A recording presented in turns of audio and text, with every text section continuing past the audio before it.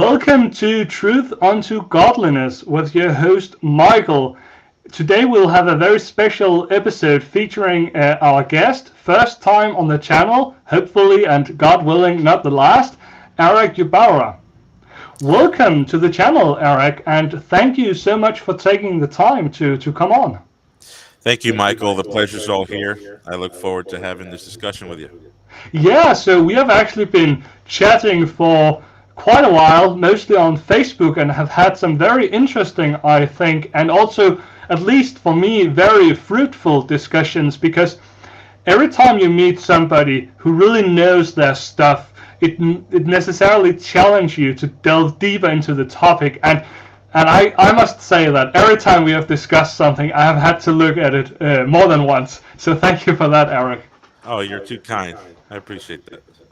Yeah, so today we'll talk a bit about the papacy, and I hope to be able to ask you some questions, because this is a topic where you've actually done quite a bit of study, we can say in all humility, because one doesn't just arrive at such a thorough knowledge by sleeping and sitting on the couch. So I'm so glad that you will come here and share that with us. We'll be focusing, because it's such a vast topic, to talk about the papacy and to talk about the papacy in the first millennium. And that's such a broad topic. So I thought we would do something slightly different, because you actually have a lot of really great material on YouTube already, where you both engage in dialogues, debates, and also expositions of the history of the early papacy. But today we'll mostly try to focus on the case study, we might say, North Africa in the 3rd, 4th, and 5th century. I know that you have written a book, actually, on the papacy. Is that also an area you cover in it? Yes. So the book is titled The Papacy, but the smaller title is Revisiting the Debate Between the Orthodox and the Catholics. And so it doesn't really go into like Protestant objections, but I do cover the North African synod, and we do cover some of the hold on, I think there's an audio issue here. Someone's saying I have an echo, so let me see if do you hear an echo on my end, Michael? No, I actually can't hear any echo. Maybe it was me before, because I had my microphone not unmuted while you were speaking. So okay, cool. All right, well, if anybody in the chat can verify it, but I'll go on. Yeah, so I do touch upon the situation of the North African synods in the early 5th century. And I take it to about the 6th century. So relations between Rome and Africa during that period. I don't do too much of an extensive investigation, but I do consult with some of the modern sources and as well as some of the older sources on the question. So probably about 15 pages. okay, nice. Yeah, because I think that will make out the main topic, the main material we'll discuss today.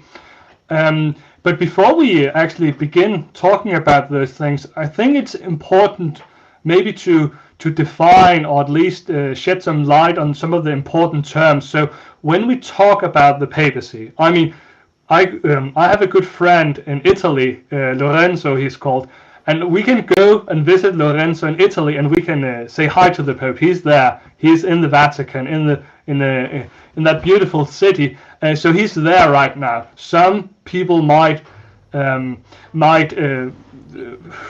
say that the papacy didn't exist very early on in the church, but at least now it's here. So when discussing the question of whether it's a development, whether it was always an office passed on, instituted by Christ himself, and handed on by the apostles through the succession of bishops in the church, then I think it's very important to try and define at least a working definition of what we would need to find for the papacy to exist in the early church. And now, naturally, we won't have to look for cardinals or St. Peter's Basilica or anything, because Christianity today is a very different animal indeed from Christianity in the first or second century, and that's something which is true regardless of your tradition, whether Lutheran, Anglican, Eastern Orthodox, or Roman Catholic.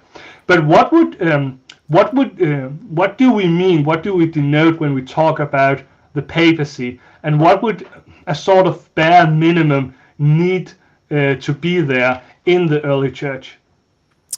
Yeah. So, well, I guess we could just look at the term, Pope, Papa in Latin, which, some people might be surprised to know was a designation that was given to bishops in the early Christianity.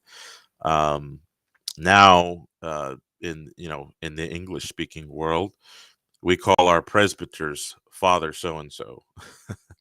But in early Christianity, they had that endearing title reserved for high prelates that were usually metropolitans. So, for example, I believe the first time we ever see the designation Pope, Papa, used is in either Alexandria or Carthage.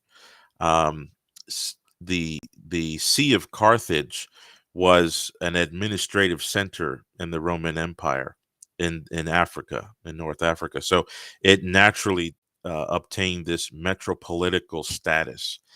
And so councils would be held in Carthage. And so they would call the bishop of Carthage the Pope. And you'd see this also in Alexandria, Egypt, because St. Mark, when he organized the church there, or I should say, further organized the church when he arrived, that church was elevated to some sort of quasi-metropolitical status, where there was some sort of general oversight of the surrounding provinces in North East Africa, in Egypt. And so the Bishop of Alexandria was called Pope. And of course, the classical Italian metropolitan, the Bishop of Rome, was also called Pope. But we actually don't even see that designation until much after we see it in Carthage, Alexandria, and other places. You also see the term pontiff used for bishops in general. And we've even seen Vicar of Christ used for the general episcopal order. But so the word means father. And the idea is that there's a government in the church, and that it sort of has like an apex, and so the individual who enjoys that office at the top of that pyramid has this designation, Pope. Now, what should we see in early Christian sources that would be a bare minimum that could be logically, rationally developed into what later became known as the papacy? Well, I think that this is a highly complex subject, because some of the things that I would say are bare minimum are already going to raise questions to Protestants, evangelicals, or even Eastern Orthodox, let alone other inquirers. But the first thing I would say is that Jesus Christ set up a government for his church. He spent 3 years forming 12 men. And towards the end, minus one, left with the 11, he gave them authority. Matthew 28, Mark 16, Acts 1. We all know these classical texts. The apostles had a governmental structure. They were 12. They were, enthroned, theologically speaking. And so within that government, we would need to have something in the sources that shows that Peter, the Apostle Peter, is given a unique position in the government of the church, and that unique position has some kind of character that relates to jurisdiction or authority, um, not just an honorific prominence. The first one to speak at an assembly, um, but something that involves juridical authority, a headship, a chairman of the board, so to speak. We would also need to have in those sources that Christ created it. Christ created it. Uh, we would also need to have in those sources that um, the embrace of that authority is not limited to a region. It would have to be global. And I say global, that would have meant something far different to people in the first century Greco-Roman world. But what we simply mean here is wherever the Christian mission goes. And the last thing we would need to have is that this office of unique authority in Peter is continued in a lineal succession at the station of the Roman Church.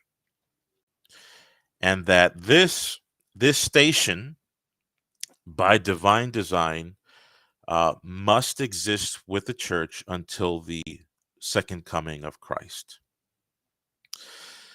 So I think that if you have those, I don't know, 3, 4, 5 things. I wasn't counting. I'm sorry. I think it was 4 things. I think if you have those 4 things, and I didn't mention anything about infallibility. I didn't mention anything about immediacy or the directness of jurisdiction.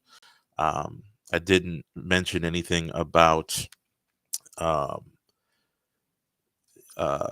ex cathedra powers or anything like that.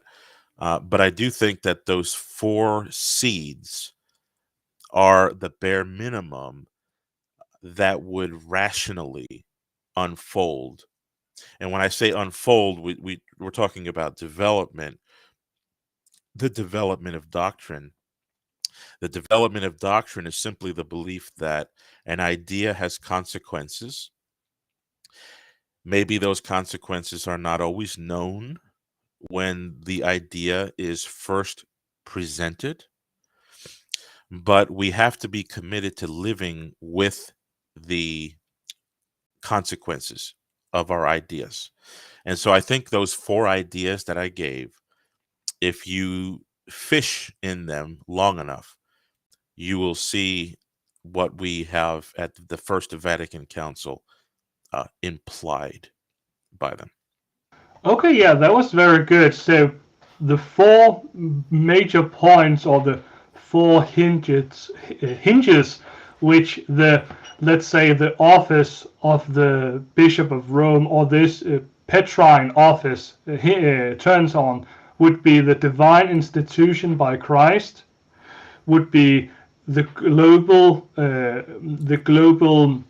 domain of it, that is to say, wherever the church extends, there the Petrine office extends with it. And then also it must have jurisdiction. It must have a certain power, a certain hierarchical, so not superiority, that might be too strong of a term, but at least a certain kind of supreme governing authority. And what would the 4th thing be? That it's perpetual. Oh, So yeah, yes, right. It has to last until the earthly church is this administration of the earthly church is done. Yeah, excellent. Yeah, I think that's very good. I think that's fair, because I've read Newman's I think I was muted. I've read Well, Newman's. I heard everything you said, so don't worry. Oh, excellent. Oh, that's great. I've read Newman's essay on the development of Christian doctrine, and I mean, naturally, of course, a lot of it must be accepted. I mean, it's just really not something you can get around. But yeah, I think that's very fair because sometimes people want to push the development of doctrine way too far. They want to imply, in a certain sense, that you can have such diffuse, unconcrete, and vague seeds that if they were just there, then you could have a certain kind of legitimate development. And I just don't think that's fair. But the definition you gave about what we would need to see in the early church for the papacy to be a valid and authentic development, I think, yeah, I think that's quite good actually. Um, so, so for the Roman Catholic case, we would expect that these four facts were part of the deposit of faith handed on immediately by the apostles. Because naturally, we might say that the finer details of when or when not a statement is ex cathedra, when exactly the College of Cardinals are supposed to elect a new Roman pontiff, and how. I mean, naturally, we have a lot of legitimate developments. I mean, so for example, the manner in which a priest was called and ordained and installed in the church is also something which changes throughout church history, though there is a certain constant in the rite of ordination. But would these four facts, at least, would we expect those to have been known by Christianity at large, just as we might say the real presence of the Eucharist or the doctrine of the Trinity, infant baptism, or so on? Yeah, I think that if somebody is wanting to find evidence, that would be the bare minimum. I think because and this is not something that will necessarily be found all at once in somebody's statement. It's not as if we're expecting to see in the commentaries of Matthew these 4 points. Um, you don't even see those 4 points in late medieval commentaries on. You don't even see that in contemporary commentaries of Matthew that are written by Catholics. Mm. Um, but collectively, you're going to want to have a case made where you can corroborate something cumulatively um, that gives this kind of form. Um, but it doesn't always have to be known with perfection. So, for example, here in the States, as you guys over the pond, and when you study American history, we had the idea that all men were created equal. But that wasn't perfectly lived out in many of the decades that preceded the 60s and the 70s in the civil rights movement, for example. You had segregation between blacks and whites, minorities, et cetera, et cetera. And so, we had the idea that all men were created equal. Of course, there were some people who disputed that. I'm not saying there wasn't a dispute about that, but even when we all came to agree that all men were created equal, that doesn't mean that every municipal or every civil, regional, or local government put that idea into practice. And so they would say, yes, we believe all men are equal, but, and then they would assert their erroneous reason for why blacks and whites should not be together in schools or in restaurants. Well, when we finally got rid of those segregating principles, we didn't make up a new belief. We simply took the former belief and we saw the consequences of it better applied. So this is how the papacy, I believe, developed. So in the early church, you have a lot of question as to what precisely is the power of the Pope. Does he have the right to just come into a scene outside of Italy and make a decision and everyone is supposed to accept it? There was a lot of places that did not believe that. So in the manner I just described with the civil rights movement and the equality of mankind, that's similar to what you're going to see in ecclesiastical history with the idea of the papacy.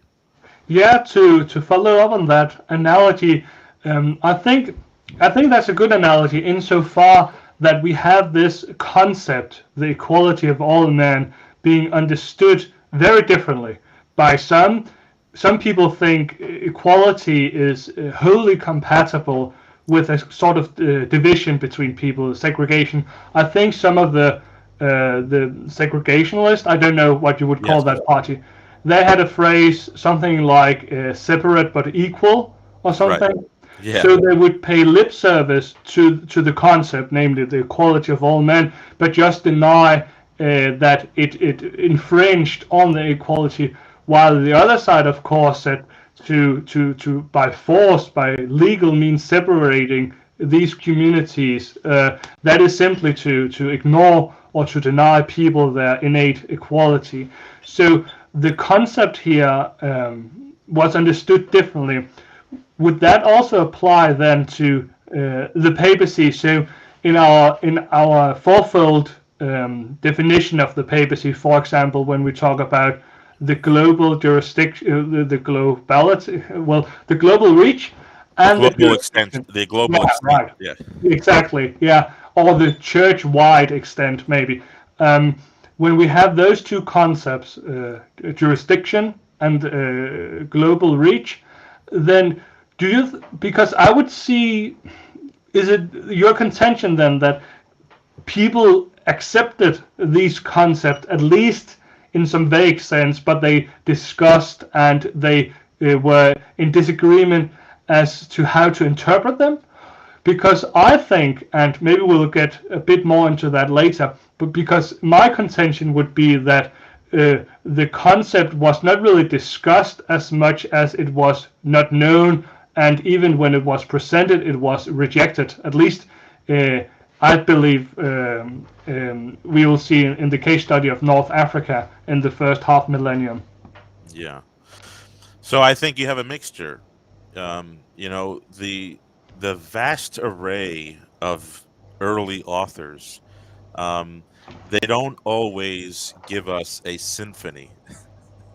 We would love to have all of the early writers to give us symphonic unity, where there's no one that's got a bad note, you know. But the simple fact of the matter is, some people are on different sheets of music. And what I have found is that a cumulative case can be made that for the universality of these 4 points that I've just described. Now, that does not mean there are no exceptions. There are exceptions to the rule. But I think exceptions prove themselves as exceptions. How long do these denials survive? How powerful are these denials of the papacy, or one of the 4 points, for example? So I would say you have a mixture. You're going to have people who just admit all 4 points, and then you're going to have people who admit 2 of them maybe, and they reject another one. So you're going to have a mixture. Just to have a very interesting note, a bit tongue-in-cheek, I might say that as a Lutheran, we would actually be able to affirm 3 of the 4 points. So in the Book of Concord, you might already be aware where I'm going with this, but for the sake of the listeners, So in the Book of Concord, which is the collection of the Lutheran confessions, we have a treatise on the Pope and the primacy of his office. And in that, in the small appendix, Philip Melanchthon, one of the famous authors and Lutheran divines, he writes that he would be perfectly willing to submit to the authority of the Pope if he accepted, if he didn't fight heresy, but he would be willing to submit to him and grant him his authority. So I suppose that to be a bit tongue-in-cheek, we wouldn't really mind the global jurisdiction of the papacy as long as we would see it as a good an institution for good order in the church. And I think, because naturally that point isn't directly relevant to the topic we are discussing, but if we, in many authors, only find 2 or 3 points of the fourfold division of the papacy, let's say if we teleported Melanchthon back into North Africa in the 4th century, and we only had snippets of his writings surviving, what if we read that such a comment like, "I'm willing to submit to the jurisdiction of the Pope"? Would that then be read nowadays by our lens as an argument for the papal office, which necessarily, as a minimum, has these 4 constituting parts? Because I think it's, I mean, naturally we are working with like a record with a lot of missing pieces, so we just have to make do with the material we got, and that's just a reality for all traditions. But don't you see maybe there could be not an error, but a danger maybe in jumping from an affirmation of 2 or 3 of the points to an affirmation or positive proof of the Roman Catholic understanding of the papacy?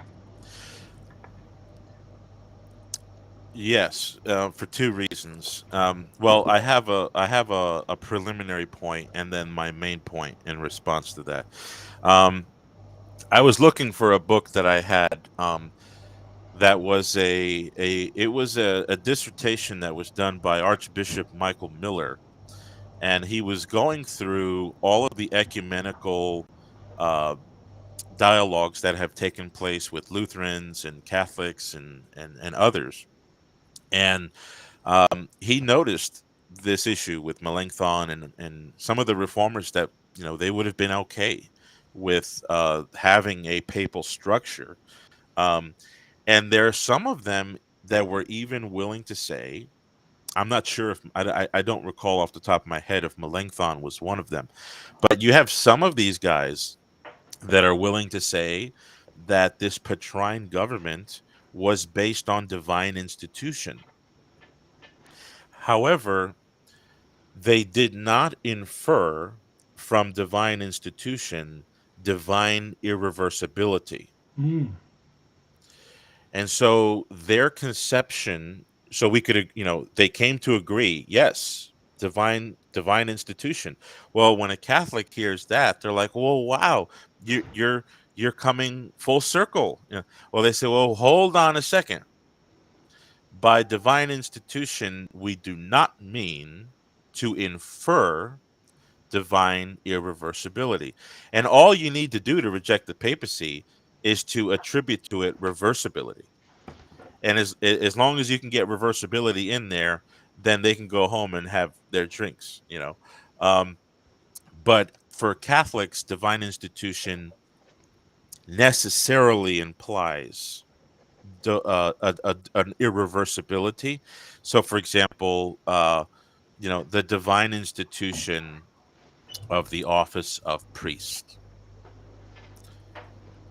Could the church, could the church tomorrow say, you know what? Yes, the presbyterate is divinely instituted, but that doesn't mean it's divinely irreversible. And so what we're going to do is we're going to make up a new Congregationalist polity or some other polity. I would imagine that even Protestants would not go that far. Mm. So when Catholics speak about the papal office being divinely instituted, it's equivalent to that. And so those 4 points, if you take away the perpetuity, the divine irreversibility, if you take away and you only have the first three, you can be an Anglican, you could be an Orthodox, you could be a Lutheran, you might even be a Baptist. I mean, there are some Baptists out there um, who look to these offices of of early Christianity as divinely instituted because the Holy Spirit was in the manufacturing of their concept, but they just don't need to be here. In other words, they whenever the presbyterate enters into the disservice of the gospel, in other words, when it's no longer serving the gospel, then it's disqualified, and we got to start something else. And so, like the evangelical world, they believe that all they need is the gospel, and they can set up a bishop if they want, they can set up a board of elders if they want, they can set up a bunch of equals. The guitarist is the pastor or whoever, as long as they have the gospel. But they can go into her history, and there's a lot of Baptists that were historians of early Christianity, and they weren't pulling their hair out of their head. No, they said, "Yeah, amen, amen. Yeah, this was workable." The Bishop of Rome was. It makes perfect sense to have a leadership at that time, at that time, at that time. Underline at that time. But now the conditions and the circumstances have changed. So if you take away that fourth point, yeah, you could pretty much be anywhere in the board, um, in the Christian horizon. Oh, yeah, because I've never found that viewpoint shared by any of the Lutheran divines, that the papacy was of divine institution, but I it could was be wrong. not wholly uncommon to view it as something, as a good development instituted for the order. So, for example, in classical Lutheran thought, we would view the bishopric and the presbyterate as one sacramental order, but almost, well, all except some of the German Lutheran churches kept the bishopric and only had ordination done by the bishops and had real actual authority wielded by the bishops over the parish priests. And we actually also had a sort of auxiliary bishop grade, something called a praepositus, which is kind of a man who stands, an archpriest of sorts. So for every 6 or 10 parishes, you would have an archpriest who would be serving under the bishop, but be his local representative, giving orders and rebuking the local pastors for misdemeanors and so on, because kind of like in the very early church when the bishoprics were much, much smaller. For example, I think I read that there were around 300 bishops in North Africa at the time of Cyprian, which is a wild number when we think about how few people lived there. So naturally, these things develop, but to the point that I think, to return to the question mentioned before, what if we find ancient authors affirming a sort of real jurisdiction of the Bishop of Rome, and also that this jurisdiction of the Bishop of Rome extends far beyond Rome, far beyond Italy, maybe patriarchal all of Western Europe, or even globally to the whole church, and that these things really are the case, that you can really appeal. But if we have a church father affirming all those three things, but maybe he denies the divine institution, I think what I'm worried about is that if we found a church father affirming all those things, then we would naturally read that as an argument in favor of the Roman Catholic claims, but he might just have thought that it was not a divine institution, but of, let's say, a human institution, or even very early apostolic institution. Because, I mean, it's also difficult to ask too much of the historical sources. So I also want to be careful in not raising the bar too high. But then again, I think the Roman claims are so specific that we almost need these four elements in combination. And if we just lack one of them, then we don't really have the papacy. We kind of have maybe like a Lutheran archbishopric, like or something like that. Yeah, so I think that a lot of we have to be realistic with what we're looking for when we go into the evidence. So the majority of the time, I mean, in the majority of the documents, you're not going to see a full blown explanation of the theory of Roman primacy. Okay. You're probably going to just see, yeah, Rome sent legates to Mauritania. Okay, well, that shows that there's some sort of activity from Rome foreign to Italy. Okay. Um, and he may be carrying those legates may be carrying instructions or imperatives. Well, that sounds like authority, right? They may say that this was ancient. We're just following ancient practice. You know, most of the time you're going to hear that's what you're going to read. But if, let's say, you find at a council or a very significant author like St. Augustine or St. Leo the Great or someone like that, and they just so happen to squeeze in there, by the way, the authorization to do this came from Christ and Peter and the succession from Peter. Now, we might only have one document that says that. So maybe you have a ratio of like 7-1, where most of the time they're just talking about those 3 points that every Christian, even a Baptist, might be able to be okay with. But then you have that one instance where a theory is given. Okay. Now that puts the scales, it doesn't get rid of Protestant explanations, um, but it keeps the Catholic one on the table, you Yes. know, um, and especially when those documents are of extremely high authority, like at a council, or if it's said by a major saint like Saint John Chrysostom, or some early Christian like Saint Athanasius, something like that. Um, then I think you can't just say, well, all the documents simply tell us that the Pope has a universal jurisdiction over the whole church, um, and that it was from the beginning, and that it's authoritative.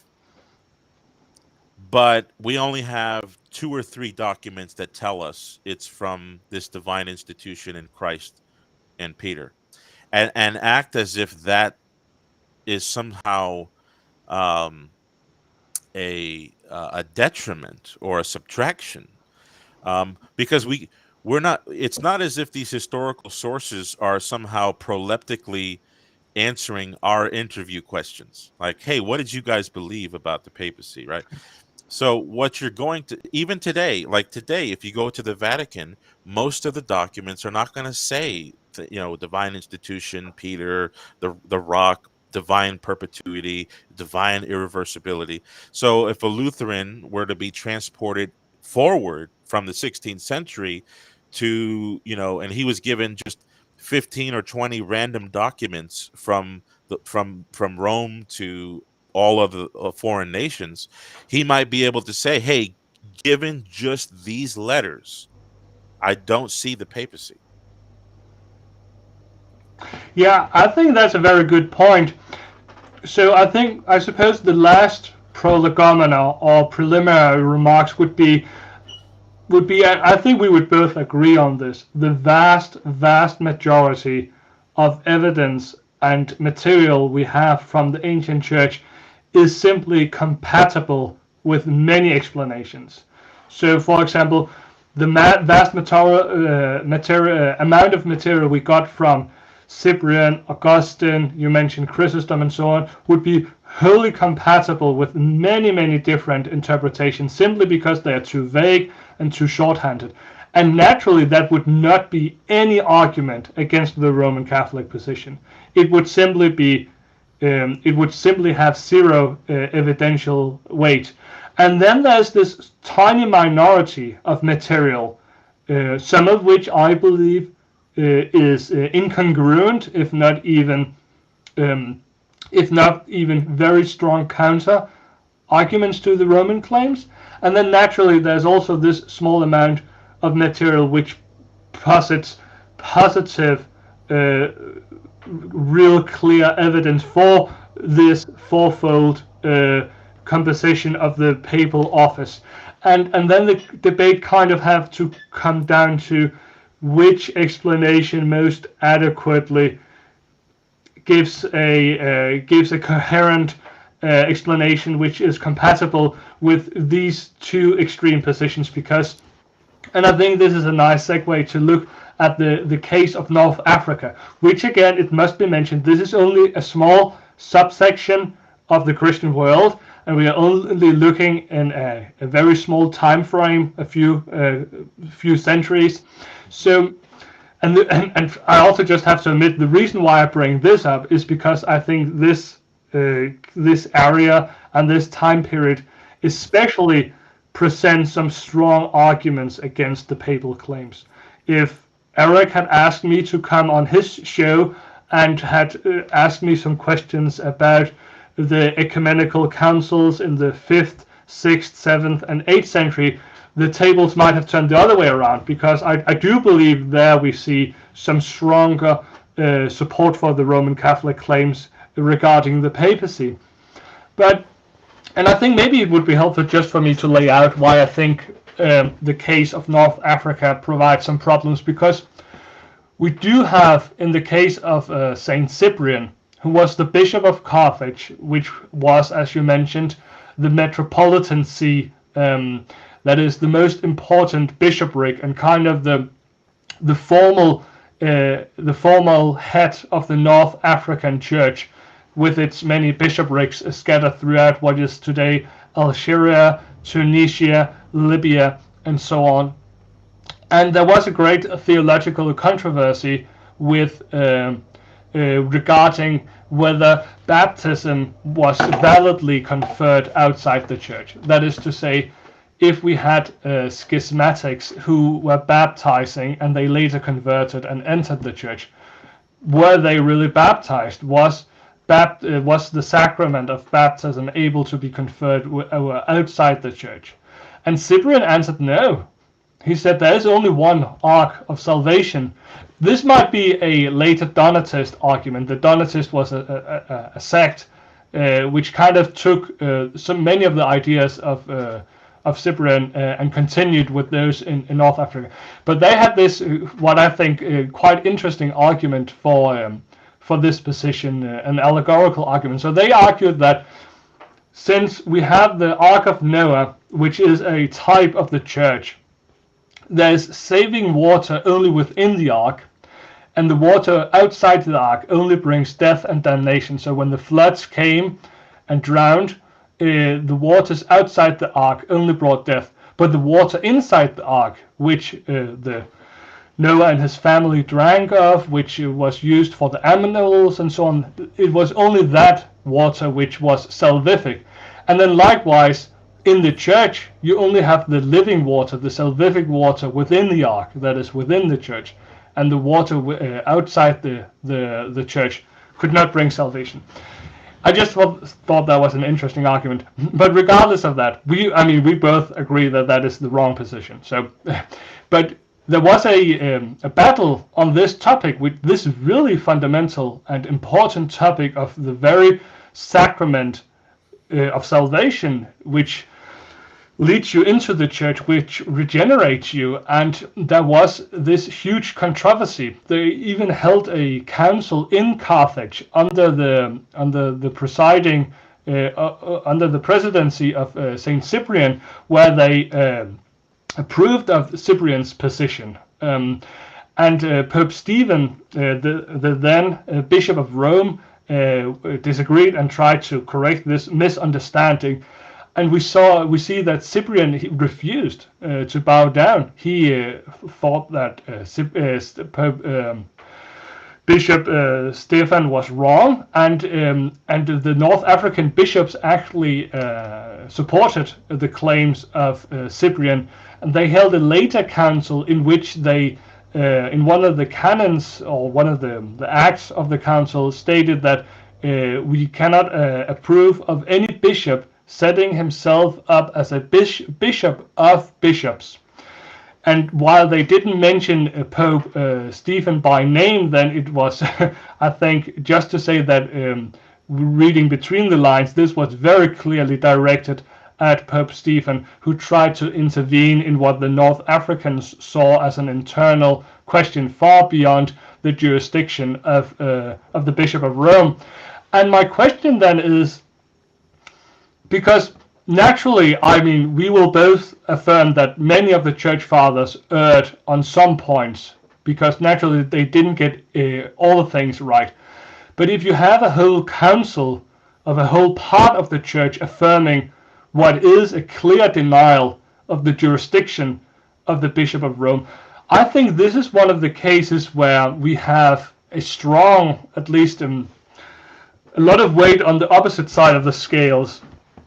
Would you say that they were maybe simply mistaken, or they hadn't worked out some of the details, or how would you view this the controversy between Saint Cyprian and Bishop Stephen of Rome? Yeah. So let me just make one comment, where, because you had made a statement about how that the majority of the evidence in early Christianity is compatible with a far widely ranging Christian confessions on ecclesiology. I would just add that yes, compatibility, but the probability is not compatibility. So you can have, so for example, I would not say, you might have a Baptist patristic scholar like Everett Ferguson, or Beasley Murray. I forgot his name. John Beasley Murray. I think I remember his name. I have books written by evangelicals who they find their roots in the early church. I would say that a Baptist Christianity and a patristic Christianity, you might be able to get enough oil and WD-40 and PB Blast and enough tools to construct a compatibility, but the probability is so thin that nobody's going to waste their time doing that. But anyhow, I do agree with you that there's compatibility. It's not as if the early church is only Roman Catholic in compatibility. Those apologists out there who think this are just they're not reading the sources. Yeah, sorry, just because I would agree with you there. In my head, I thought about maybe at least the church traditions with an Episcopalian structure. So, for example, Anglicanism, Roman Catholicism, Eastern Orthodoxy, Lutheranism, but these, at least the magisterial reformers, and then, of course, the ancient churches, also including the Oriental Orthodox, which divided long ago. Because, I wouldn't try and find Pentecostal Hillsong churches as something compatible with the ancient church. Yeah, but I would say the probability also differs, but not as drastic, you Yes. know. But the probability does differ when it comes to the magisterial reformers, Eastern Orthodox, and obviously, in my view, the Eastern Orthodox and the Roman Catholics become more closer to the they come more closer to the plumb line of where the most probability is. But let's go on to this issue with North Africa and Pope Stephen. So one of the things that has to be understood here is that Cyprian didn't just get up and reject the papacy. Um, in fact, one of the greatest Cyprian scholars who ever lived, and he's still alive. Um, and I'll have to pull up an article that he wrote on my blog just to get, let's see, ordinariate, Cyprian, nausea. Okay, Dr. Alan Brent. I don't know if you've heard him, but he converted to Catholicism like 10 years ago. But before that, he had written some significant works on the theology and the ecclesiology of Saint Cyprian. And um, I would argue that Saint Cyprian held to all 4 points of what I proposed on the papacy. Where he differed was on the extent of the rights. What what rights does the Pope have? So when Cyprian talks about the DNA of church government, he goes to Peter. Everything in the church goes back to Peter. Peter is like the root. He's like the sun as to a ray, or the root as to a tree. So in a local church, the bishop is the Peter of that community. He is the root of the sacraments, the root of the unity, the matrix of sacramental oneness. There's one bishop, one Christ, one Lord, one altar, one Eucharist, one victim, one bread, all that stuff. But Cyprian has a view where the whole church is structured with this patronological conception. He believes it exists on the local level. He also believes it exists on the universal level. Now, is that something that he thought was a pragmatic and useful design? No, because if you read his treatises on the unity of the church, and if you read his letters, he believed that this is traced back to the will of Jesus Christ with the original apostle. So Cyprian's understanding of the patronological government of the church was something that he thought was embedded into the DNA of the church. Now, so that has to be recognized, because that would immediately put Cyprian beyond the pale of certain other ecclesiologies out there that um, that try to use Cyprian as a weapon against the papacy. But you have to keep in mind, what did he believe about church government? Because if you look at what he did believe about church government, the Roman primacy ends up being something etched into the DNA of the church. And we see this with earlier activities. For example, I'm sure you're familiar with the situation in the Church of Arles, where you had one of the bishops there he was trying to espouse the Catholic view and the Novatian view, and he was kind of going back and forth. And the bishop of the bishops of Gaul had written to the Pope, and they got no response. So they wrote to Cyprian, and Cyprian then wrote to the Pope. And in that letter, um, we have no indication that he said, well, because you're closer, you should handle this. This is some of the contemporary theories on what's going on there. Now, he appeals to the tradition of the predecessors of Stephen in their motion to aid the church abroad. You know, if you put that together with some of the other epistles and whatever, Cyprian dresses up the Roman See as the universal locus of unity. You know, because of its patronological status. Okay, and that has a universal embrace. Epistle 59 or Epistle 54, depending on which collectio of Cyprian you're reading, you'll see him make those statements. So I would say that Cyprian did hold to the divine institution of the Roman primacy. But when it came to this issue, he found a reason to be inconsistent with it. And I'm not alone in admitting that. Even non-Catholic scholars admit that Cyprian ran into an inconsistency within his own paradigm.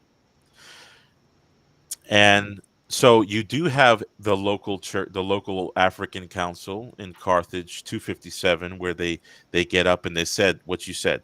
No one here presents himself as a bishop of bishops. Well, what does that mean? That means that the Bishop of Rome was trying to exert jurisdiction in North Africa. So that's number one. So that means that universal jurisdiction, in the way that Cyprian and his council rejected it, was a position of Rome at this time. Okay, so that means that the view of Cyprian's council and the view of Rome's council, because Stephen met with bishops from Italy when he made his decision. So you have two councils that are, as far as we know, equally antique. We're all talking about the 250s here. And one's holding to the universal jurisdiction of the Pope. The other one is saying, well, he's clearly the primate of the universal church, but he has no rights in this regard. Both of those councils are incompatible, in my opinion, with anything that the reformers taught. But it could be compatible with Eastern Orthodoxy, perhaps Anglicanism. I doubt it, but perhaps. So that now you've got two councils at the same age. Do we look at one council and say, look, there's a resistance to the papacy. That must mean that this is, like you said, strong weight on the side against the papacy. I don't think so, and here's why. Number one, Cyprian's ecclesiology demands that Rome is in the essential organization of the church. But where was Cyprian going to go with his plan? Or where was his council going to go with their plan?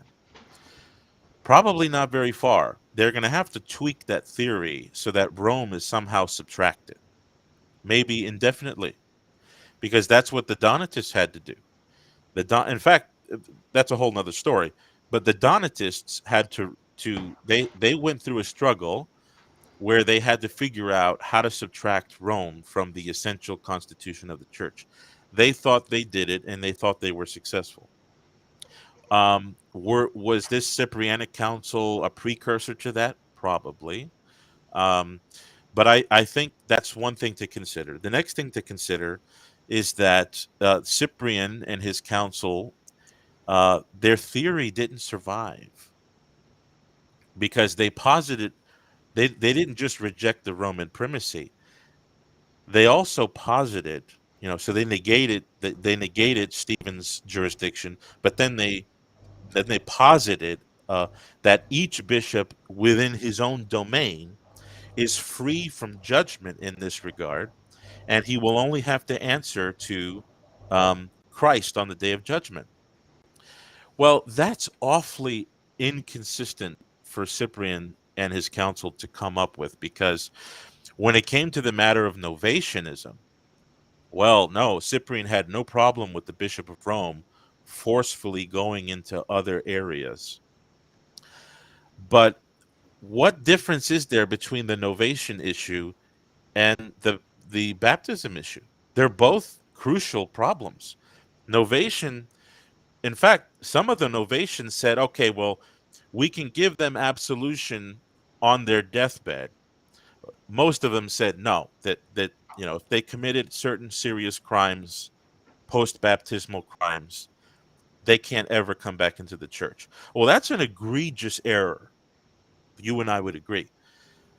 But would it not also be an egregious error to say, well, if you're coming from a heretical community where you were already baptized, we don't need to baptize you? Where in Cyprian's view, that's wrong. The guy's not even getting his sins washed away. So I think in that council in 257, we see some of the inconsistency of Cyprian on the issue, because the issue is of vital importance. It cannot be reduced to a local bishop wanting to do X and another local bishop wanting to do not X. That issue was extremely important. And so after that council, Jerome tells us that even the North African bishops, that many of the bishops that were associates with Cyprian ended up abandoning that view. Now, some of them maintained it, because we know the legacy of North Africa as it eventually turned out with the division between the Catholics and the Donatists. But you already see an abandonment of Cyprian and his council in 257. Augustine writes more about this. Uptatus writes about this. The Orthodox legacy in Africa is anti-Cyprian on this question, on both the issue of baptism and the issue of the Roman procedure. Because we have authors after the fact saying, no, not only was Stephen right about baptism, he was correct about his juridical enforcement of the Roman practice in Africa and in Asia. So I would say it's definitely considerable testimony, but I don't think it ends up being one of those things where it tilts the scales in one direction or the other. At the very best, you have a tie. I mean, at the very least, you have a tie. I would say, because of the corroborating evidence between Cyprian's own ecclesiology and the way that the North African Council was responded to by not just Rome, but Alexandria, by the other churches. Now, there were some churches that aligned with Cyprian. So you had churches in Caesarea, churches in Jerusalem, and some churches in the Far East that did hold to Cyprian's view. But we don't have we don't have too much of the details on that. But what we do know is that slowly the whole church moved in the Roman direction on this. And not just in the Roman direction on baptism, but the Roman direction on papal authority. So when you look at the situation from both a microscopic view and a bird's eye view, I think cumulatively the anti-papal evidence of Cyprian's council does not end up being as big as it's purported to be. Very interesting. Thank you for that run through. That was very, very, very thorough. So I suppose to offer a bit of pushback, at least on some of the points, I would see. I suppose I view the controversy between Pope Stephen and Saint Cyprian as a kind of natural effect of the patriarchal structure developing in the church. So, for example, you have some very early sees, patriarchal sees, whose authority were almost never doubted. including Rome, naturally, but also Alexandria, whose patrimony was very strong from the earliest time. Then you have some other patriarchal sees whose authority is very shady in the early church. So, for example, Constantinople, but even Jerusalem is very hard to find exercising domain, and there's a struggle between the finer borders between Alexandria and Jerusalem and so on. And then you also almost seem to have some sees which almost made it to the Patriarchate, but fell away, like Ephesus had a huge influence in the very early church, but then kind of disappeared almost.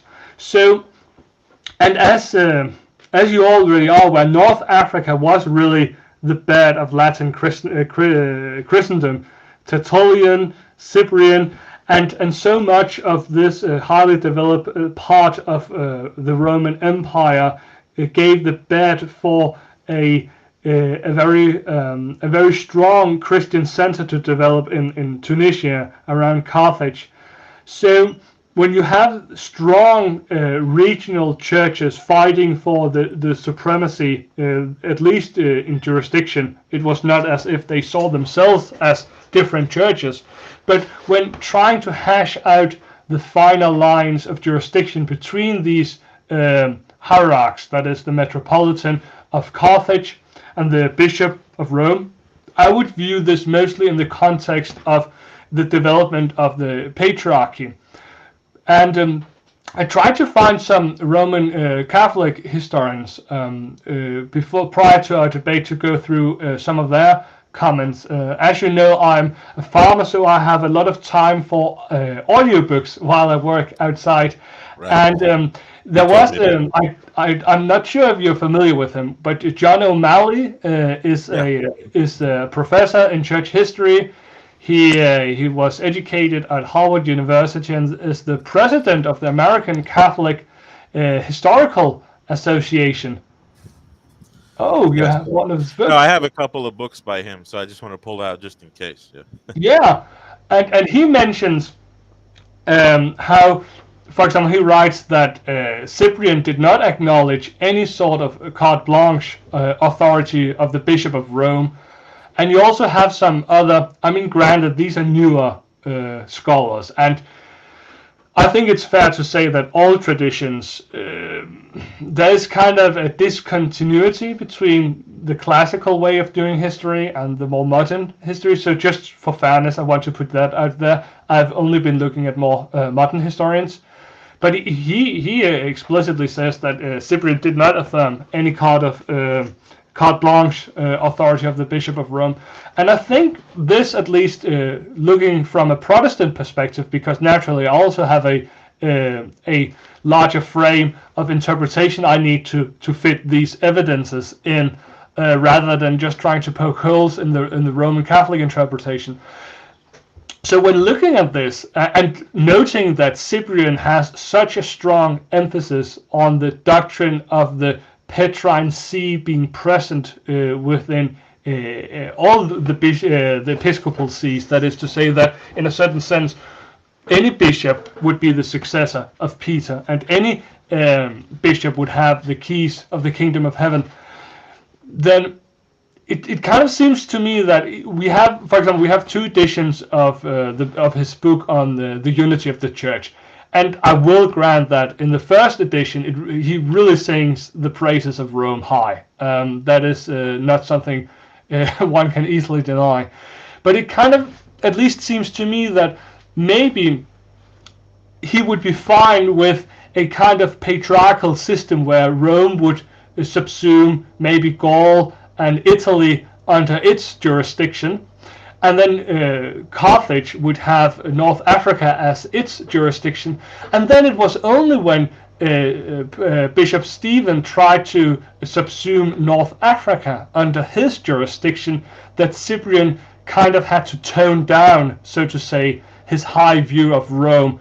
So I kind of see this development, or what you saw as a discontinuity in Cyprian's view, as a reaction against the claims of the Bishop of Rome trying to exert or have a larger jurisdiction. And I think this makes a good sense when viewing it within the context of the patriarchal structure developing in the church. And just as a final note, I think that if you have a whole council of around, I don't know, 80 bishops or so, meeting in Carthage and explicitly confessing that no bishop can put himself above another bishop, and this is directed at Pope Stephen, I find it difficult to see that if there was a sort of concept, or if some form of the papal claim were part of the deposit of faith, that then such a large episcopal body could confess something like that. For example, we both know that the doctrine of the Trinity evolved and developed a lot in the early church.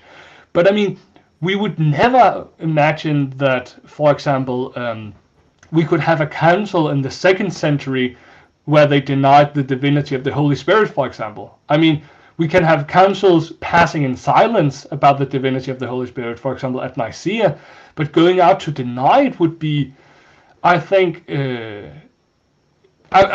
would be very unexpected, at least if there didn't arise a schism like right afterward, because this is just a central aspect. And if the office of the papacy is the grounding of the very unity of the church, then it seems surprising, at least, to see that you can have a whole region of the church explicitly denying it.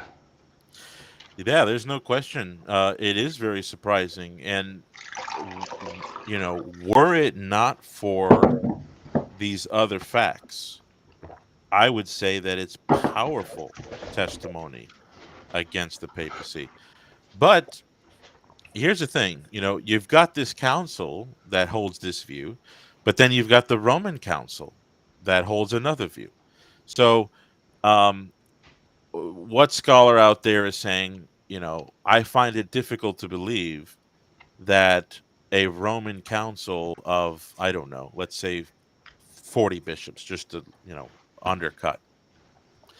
I find it difficult that a Roman council in 253 or 255 would hold a view asserting papal jurisdiction over Africa if that wasn't true. Or, in other words, we have a seesaw happening here. There's two views being held. I don't think that we could construct what you were saying about, where Rome has jurisdiction over Gaul and the West, but not Transmarina, not across the sea. This gets into what some of the other bishops down the line in Africa will deny. I don't think that that's doable, because the statements he makes about Rome are all embracing. And the other thing is that this isn't the first time it happens, because back in 217, so this is far before, this is when Cyprian's a child, I think. I think he wasn't even born yet. But in 217, 220, you had a dispute in North Africa over whether people who had committed certain egregious sins after baptism could be forgiven by the power of Peter. And the power of Peter there just simply means the presbyterate, the diaconate, getting together over the penitent in the church and absolving them of their sins. And Pope Callistus the First, he sends what Tertullian calls an edict from the Pontifex Maximus. So here's another situation, and I think he's referring to an edict from Rome. I don't think he's referring to the Bishop of Carthage. That would be kind of strange. I think he's referring to Callistus, who at his time was being accused by many of his contemporaries of being too lax. But you it's not the first time. I mean, back in 217, the Pope wrote an edict of sorts. This is the term edict was an imperial designation, um, instructions from the Caesar Augustus. So back at this early date, before Stephen and Cyprian are even on the scene, um, you have the Bishop of Rome writing what's styled as an imperial edict. He gets people on a boat and sends them across the Mediterranean to North Africa and requires the churches there to absolve certain penitents back into communion with the church. Now, Tertullian doesn't like to hear that. He makes fun of it. But Callistus is a saint in the Catholic Church. He's today most people only know him because of the crypt. He's famous for being one of those clear names in the crypt and under the catacombs. But there again, you have Tertullian as a denier, and you have the Pope as a positor, someone who's positioning himself in this position. And Rome's reputation was better than Tertullian's. And in the 220s and the 230s and the 240s, Cyprian had nothing evil to say about Rome.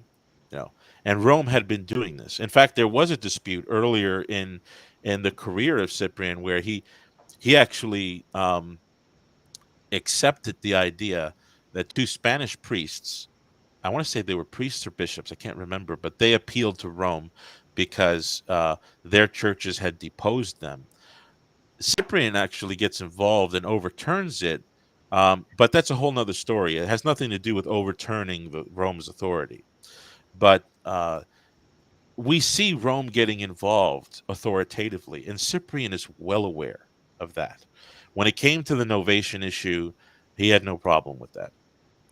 I do think that when it came to him on the issue of baptism, that's where I agree with, for example, the volume that was edited by John Meyendorff called The Primacy of Peter. I don't know if you've seen that. It's published by St. Vladimir's Seminary Press. But if you read that, there's an article in there by Father Nicholas Afanasiev. And here's an Orthodox scholar, and he even says that Cyprian clearly held to the universal jurisdiction of the Pope on patronological grounds, or Christo-patronological grounds, Christ and Peter. And yet, when it came to him being in the spotlight, it seems as though things shifted. Either that, or he held to his principles, but he just didn't believe that the Pope had the authority to engage in North Africa. So you've got prior history, but then you've got the post history where you've got many people abandoning both the view of baptism in Cyprian and the view of rejecting Rome's authority. And what ends up happening is that Rome's reputation is vindicated in the long term, in the cumulative perspective. Now, if you just put a microscope, if you're gonna be a fly on the wall at the Council of Carthage 257, and that's all you're gonna look at, well, yeah, I mean, wow, nobody here believes that Rome can do this, and who does that guy think he is? And that's what you might hear. But when you zoom out and say, well, what's going on over here? What does this other person say? Did Cyprian's council survive? What was its legacy? Did Rome retract? Was there a reconciliation? What does Augustine say on the matter? What does Jerome say on the matter? What does Vincent de Lérine say on the matter? And all of those authors defended the authority of Rome in that situation. Now, think about that. If they're on the side of Rome on the authority of the situation, Augustine doesn't seem to get. Let me correct myself. Augustine doesn't go in this direction. For some reason, he thinks that Cyprian would have come around if he had an ecumenical council. But Jerome and Saint Vincent de Lerins, they definitely say that that Rome was right. Now, if Rome is right in the matter, then that means that what was said, that we don't believe any bishop has the right to be a bishop of bishops. Well, if that council was accurately describing what Rome was claiming, then Jerome and all those other saints that defended Rome, they're defending the opposite of what the Council of 257 said. Um, so I think when you put all of these things together, all of a sudden, that knock them down, drag them out argument against the papacy that we heard from, a lot of the Anglicans and Protestant apologists. I have several books here, 30, 40, 50 pages on Cyprian, as if it's like a silver bullet, against the papacy. I just don't see how that works. But that's just my gloss on it. I'm not saying that it's unreasonable to point to Cyprian. So you've got Orthodox still do it, so there's something to be, there's some leverage there. I'm not taking away any leverage from you. There is some leverage. I just don't think it's as strong as it's normally taken to be. Yeah, okay. So I think I would like to ask maybe one question and a comment, and then we could maybe move on to some of these the later developments. You mentioned what happened after Cyprian, what happened maybe in the centuries later, because I think it's a very fair point to say if you have this very outlying position, which then totally disappears in the following decades or the following century, then that is reason to think that the position was out in the wild. It wasn't really part of the mind of the church, so to say. So, but before going there, I think, yeah, so first I would like to comment on Tertullian, just maybe a short comment, and then ask you a question before moving on. So I think the case with Tertullian is interesting as well, because as you said, he really makes fun of the Roman claims. He uses the title, as you mentioned, Pontifex Maximus, which in his day and age was in fresh memory the title of the high heathen preach of the Roman pagan religious system. That is the high preach of the Roman pagan cult. So to take that title for a Christian bishop would be, if not blasphemous, then at least very impolite, very a very mocking thing to do.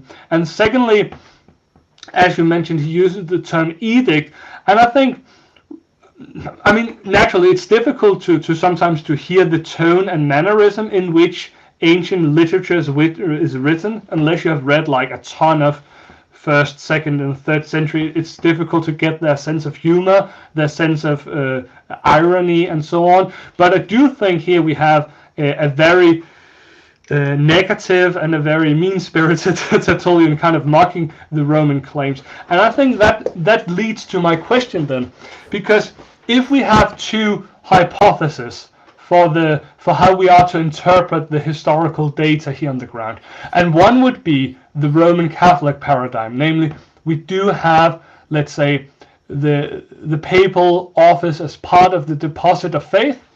And then on the other side, we have a hypothesis saying that here we are witnessing the hashing out and the development of the patriarchal system.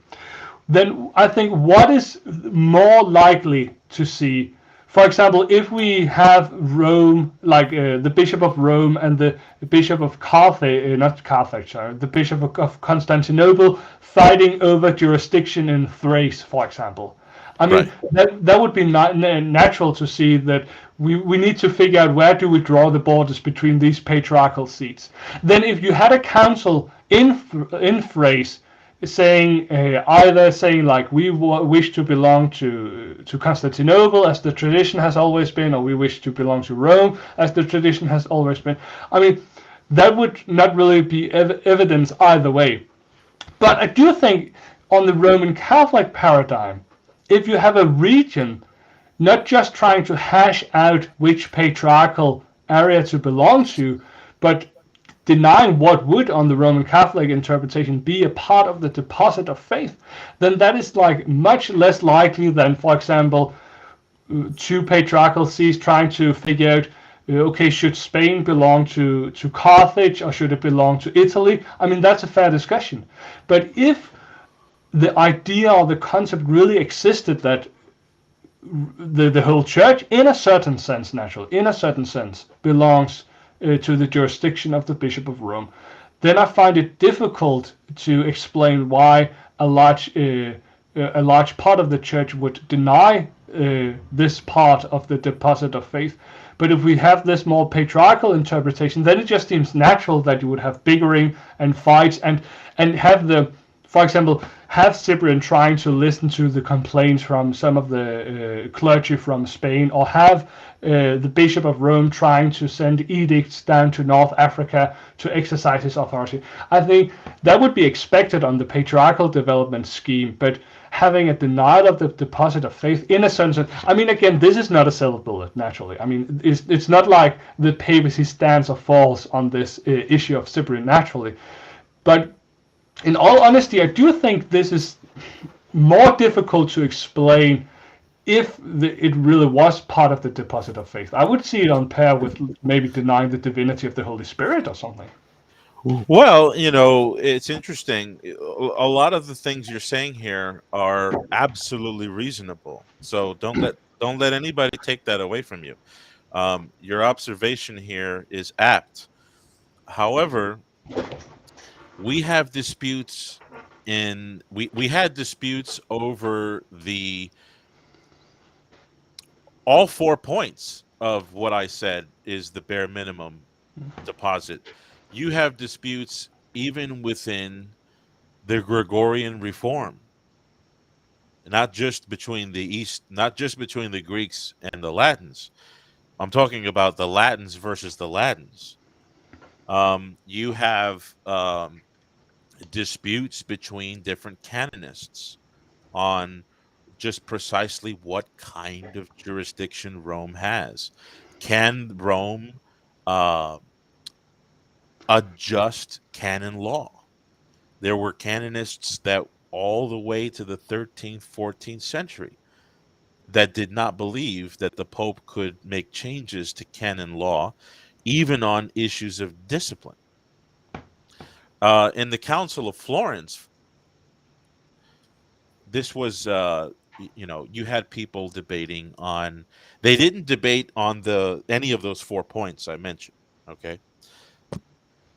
But they debated on precisely when the Pope is infallible.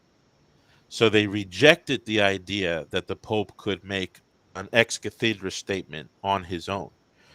But they admitted that if he's together with the council, then he can do his ex cathedra song and dance.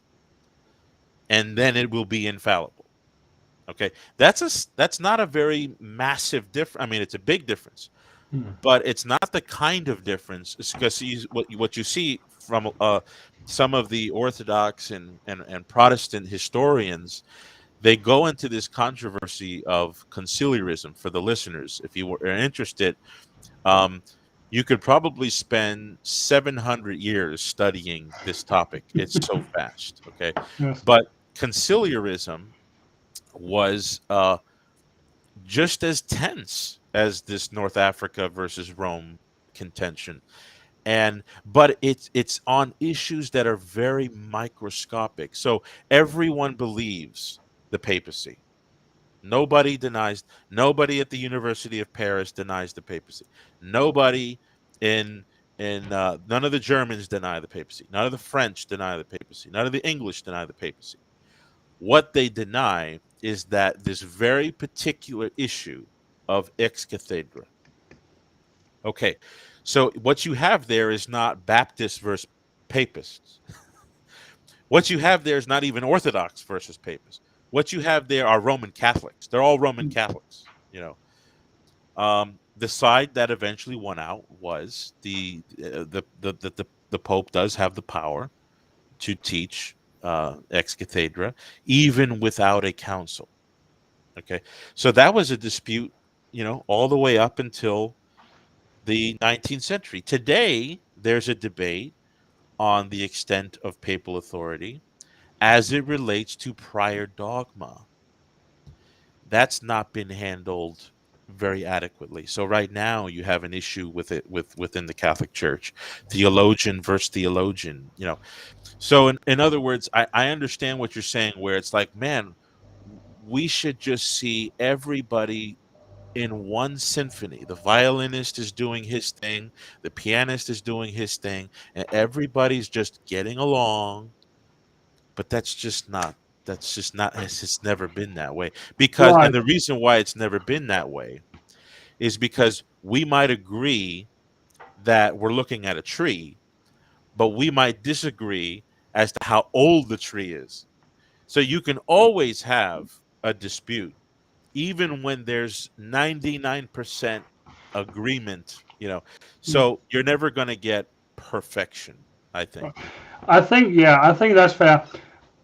Maybe just okay. I'll make a short comment and give you the last word on Cyprian, and then I'll try and move on to Saint Augustine and the later reception of this controversy.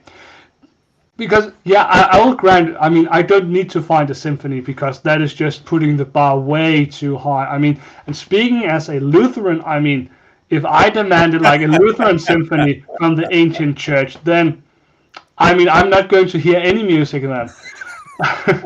I mean, I just want to have one beautiful violin playing the note of the gospel throughout church history, and you can have all the trumpets and all the drums playing all the noises and songs of heresy in the church. I mean, I would be fine with that. I'm not looking for a symphony. Sure. So yeah, but I think it's a good point you're making. I mean, it's a fair point. I would just imagine that had there been some sort of concept of the papacy, but naturally we need to figure out how far does this jurisdiction go. Then I mean, at least some of the bishops would have dissented and saying, yeah, okay, maybe Pope Stephen is right. He is like way beyond his jurisdiction. But I mean, we can't say that a bishop can't be a bishop of bishops, or we can't just like reject him like right out of the like so clearly. We need to find some sort of position while affirming this divinely instituted office, but maybe denying that he has such immediate jurisdiction in North Africa.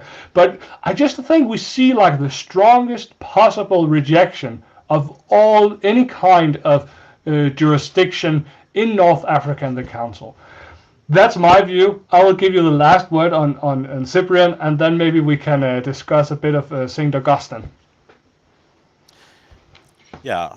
Well, I understand your perspective. I think that we don't.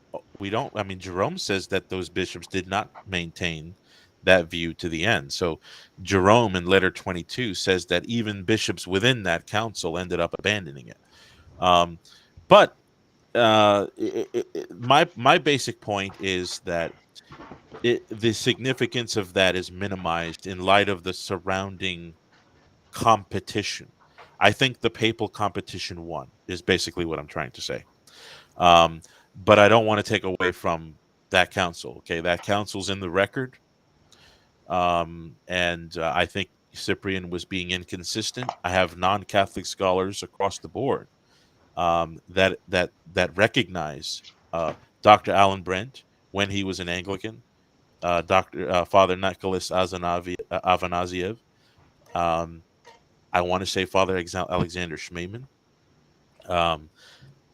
There's other. I mean, I'm sure if I've got a little library of Cyprian scholars. I could pull out more names, but Rome was the one being consistent. We know this because before 257, Rome was doing the same thing. Rome was doing it during the council, and Rome continued to do it after the council, and that is ultimately what became the majority view. So anyway, but yeah, that's we've discussed it far enough. Yes. So moving on to some of the later reception, as you already begun explaining, I do think it would be very fair to see I mean, I would interpret Carthage kind of as aborted patriarchal see, kind of like Ephesus or something. We kind of have some of the seeds, some of the the regional power and like not intensity, but the gravity of Christianity in this area of the Roman Empire being sufficiently strong to form a basis for patriarchal see. But we just see in the end that those claims falter, and Rome clearly ends out as the center of jurisdictional authority, and that is just like the historical record. That's not really something that can be discussed.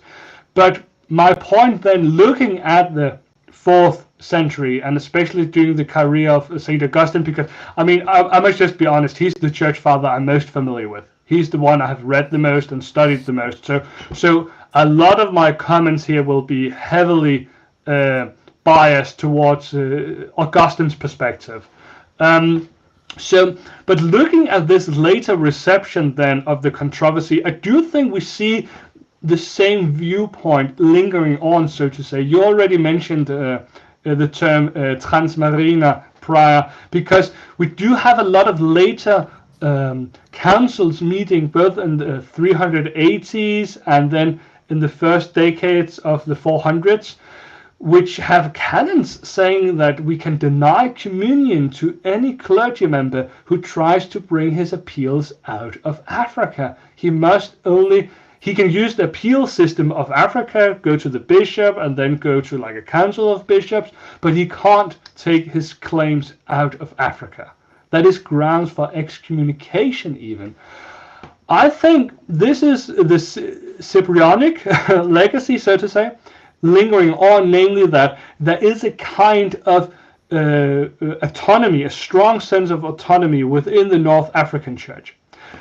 I don't know if you're aware of, I also read a Roman Catholic scholar called Christopher Ocken, if you know him. He's a professor at church history at the Roman Catholic University in San Francisco, and he wrote a pretty good, I think, article looking in depth at the church policy and the interminglings between Italy and North Africa in the 4th century.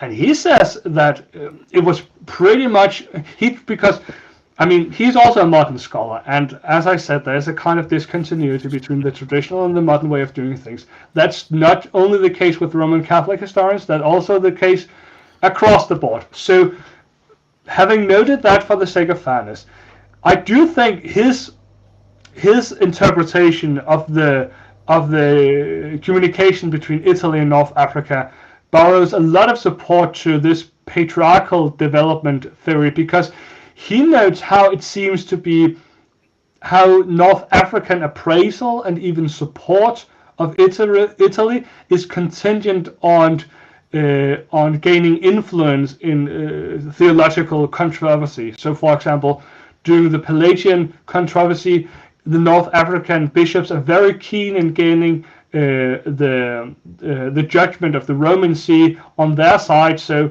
they'll sing the praises of Rome more loudly.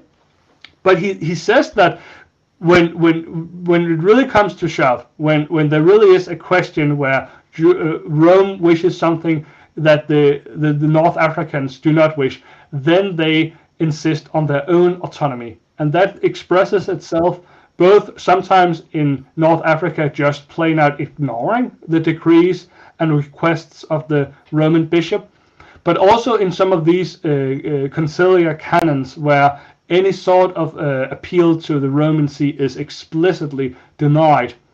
And this is, I think this is also acknowledged by, as I said, some of the more modern Roman Catholic historians like Christopher Ocken and others. Yeah. Oh, you want me to comment on it? Yeah, because so we do see Rome winning out the claim for having the jurisdiction. I would, in my view at least, patriarchal jurisdiction over North Africa. But it seems to me that this Cyprianic legacy lingers on in their denial of appeals to Rome, and then also in some of these in the submission to Rome more being an expression of a practical desire to gain influence and support from Rome when the North African position was in jeopardy in theological controversies like the Pelagian controversy in North Africa. Yeah. Well, this could take a whole lecture. I I don't want to take up that much time, but um, I'm trying to figure out how to put this within maybe like 2 minutes, because I know that we don't want this to be like a 4-hour stream. No. But here's what I would say. Um, the exchanges between the Council of Carthage, the Council of I believe it's Numidia, and the Council, there's another one, a short, very small one, where they write letters to Pope Innocent the First on the whole synod of Diospolis, I think is in Jerusalem, which exonerated either Pelagius or Celestius. I think it was Pelagius. But those letter exchanges, for the life of me, and I'm a former Anglican, okay? So I used to like it when I could appeal to, this is just bishops singing the praises of Rome, and they'll say that he's the infallible font of doctrine and blah, blah, blah. And it's just literary device, just, uh, Roman, Latin, uh, hyperbolic praise, to get the Pope on their side. I can't. I could, with honesty, I couldn't read them like that. Yeah. And if any of the listeners want to see a defense on the side of the papacy in this whole episode, I recommend John Chapman, his book, The Early Papacy. He's got a chapter on there on against Pelagianism, and he's got a whole chapter on the Apiarius dispute. And so I could never, I mean, in 2 minutes, I cannot get this all in there.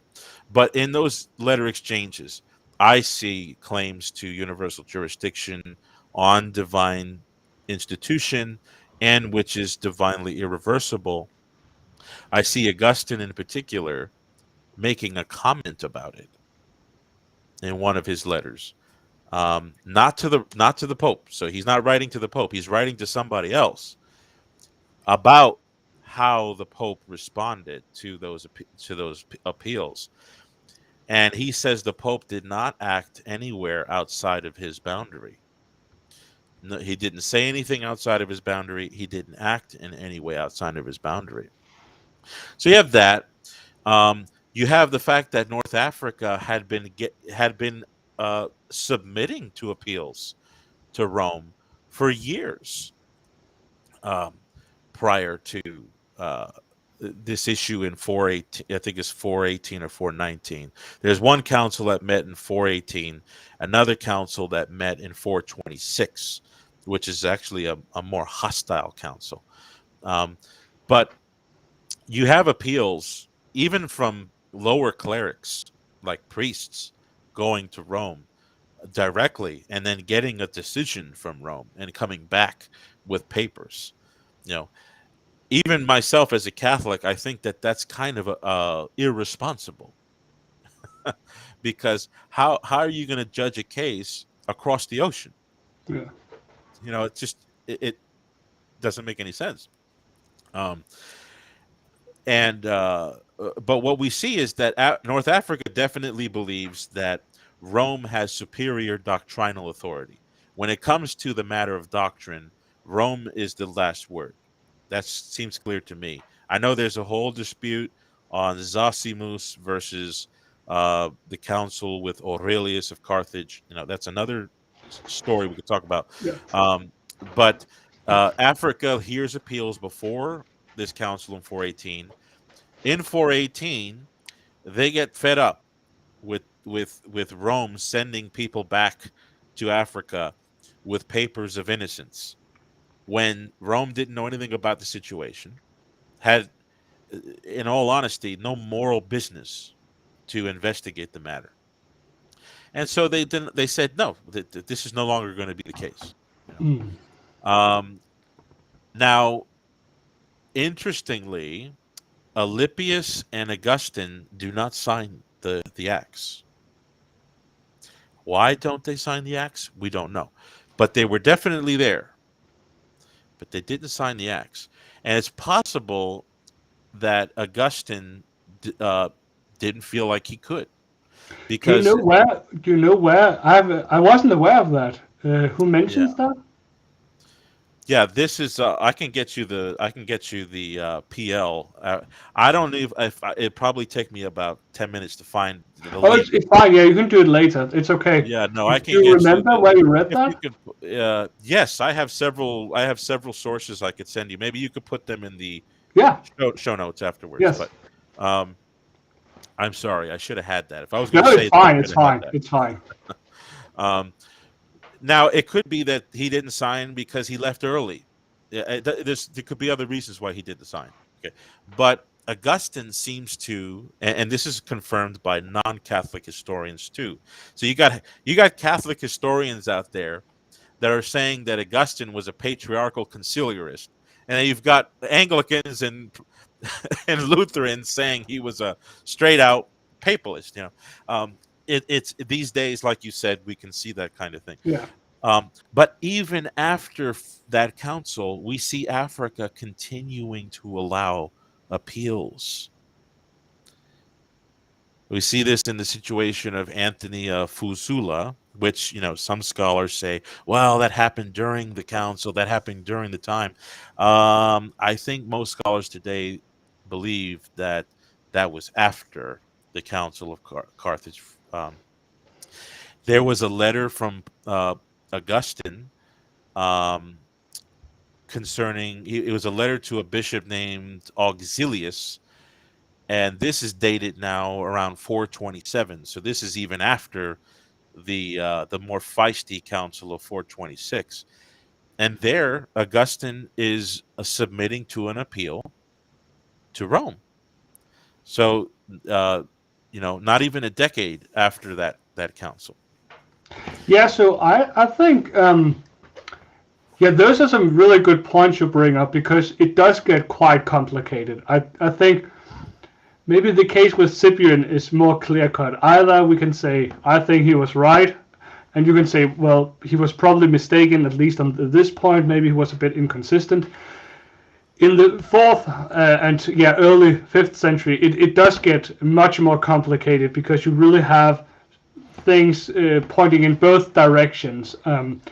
I suppose I would see that as this patriarchal reality kind of making itself the reality on the ground as well. Because if we are to accept that Rome came out as the winner of the patriarchal jurisdiction over North Africa, then I think it would be natural to see this jurisdiction exercised more, for example, by some of the appeals, but also maybe to have like the last death struggle of the North African sense of independence, for example, in some of these canons forbidding appeals out of Africa. So I suppose my point is just this, that if the North African bishops thought, at least a lot of them, if not a majority, thought that they had the jurisdiction to claim independence in matters of appeals, then it really does seem to me that the most natural explanation would be to say that the Bishop of Rome was the patriarch, but this was by a human institution. So that is to say, that would be something reversible. So, for example, we can see Saint Augustine submitting himself to some of the Roman claims when they seem just. For example, you mentioned the young bishop candidate he ordained, and that whole controversy.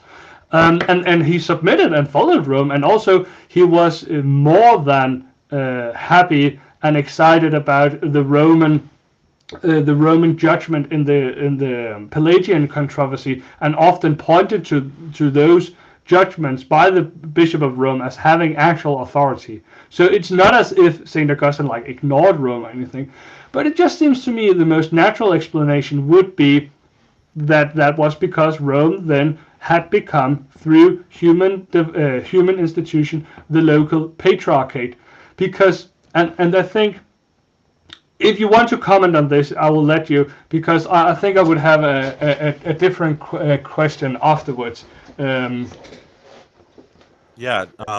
So what I would say is that I I sympathize with the patriarchal interpretation. I just don't think it works, and here's why. Because Rome had been receiving appeals from the East. Well, remember in 404, Saint John Chrysostom had appealed to Pope Innocent, but he's just one of several, one of many. Um, and then when Africa had the courage to ask Rome, well, what are you basing this off of? Um, Rome referred to certain canons, which Rome, due to a manuscript mistake, um, had compiled the canons of Sardica, with the canons of Nicaea, and so Rome appealed to the canons of the Council of Sardica, which which they thought was the canons of Nicaea. yes. And at that council in Sardica, um, number one, it was said that any bishop anywhere could appeal to Rome, Yes. anywhere. So India, Egypt, Constantinople, Greece, wherever. And it insisted on a reason for that. And it said it was because Rome is the chair of St. Peter. Now, again, that doesn't give us all four of what I'm saying, but it does exclude, in my opinion, this idea of a Western patriarchal reality. Okay, so I would be more open to saying that the evidence here is referring to like a universal primacy with very limited powers. That would be more uh, fitting to the evidence than the patriarchal theory. Um, but nevertheless, I don't adopt the universal primacy with limited powers view either. Um, I think that the statements that Pope Innocent makes are just far too clear. They're far too clear on the matter. And Augustine, like you said, in his letters to some of his colleagues, especially one famous one is Julian um, Aclanum. Julian of Aclanum. It's either I can't remember. I might have the name wrong, but this one particular guy who really did not like the Council of Carthage's teaching on original sin and grace, Augustine told him, "Look, you're trying to reopen a case that has already been settled by the Apostolic See." You know, so we do know that Augustine held that Rome had authority. We do know that Augustine continued to get involved with appeals with Rome, even after the council, Yes. whose canon forbids transmarina appeals. And we also know that Pope Zosimus appointed Augustine as his legate in Mauritania. And Augustine says in a letter, I think it's letter 209 and 250, if anybody wants to read something where Augustine speaks on the jurisdiction of Rome, just go to New Advent and pull up 209, 250, and you'll see in 209, he talks about how he, in his own career, he has been sent by Rome with authority to depose or pardon or restore bishops in not just Mauritania but abroad. So it what we have here, once again, Augustine saying that Innocent was perfectly within his right to speak as he did, which is that that Christ set apart Peter, and that he gave Peter universal jurisdiction, and that all the successors of Peter have that jurisdiction by divine right. Okay. Augustine reads that and he says this is perfectly within the right of the apostolic see. If we take him at his word, that's not a patriarchal theory. Okay. That's getting very close to what I'm speaking about in those 4 points. Now, Augustine is not always consistent, though. There are some things that Augustine wrote that make it seem like he wouldn't have believed the papacy at all. So there's certain statements where he makes it sound like the scripture alone is infallible, and that everything else is not. He makes statements in other places where he thinks, no, there's more. The church is infallible. He even references the infallibility of a local council, which is bizarre because in other places he takes it for granted that they're not infallible. So I agree with most modern scholars today that say that you can't really deduce one single Augustine, because the Augustine of 396 is not perfectly the Augustine of 416, is not perfectly the Augustine of 423 or 427. He is not always clear, and I think he was he was a man who thought deeply, and he deeply reflected on the consistency of his views, and I think he recognized that he was inconsistent in many things. So I mean, there's so much more to say about this, but we just don't have the time. Yeah, right. Yeah, I think I imagine we will go on, if your time allows, maybe 15, 20 minutes more, and then that will be it. I can do that. I can do 15 minutes, yeah. Yeah, wonderful. Yeah, because I would also say St. Augustine isn't always consistent. You mentioned some of the canons, for example, and we know, for example, he ordained to the bishopric a very young man who was much beneath 30, which was the canonical requirement.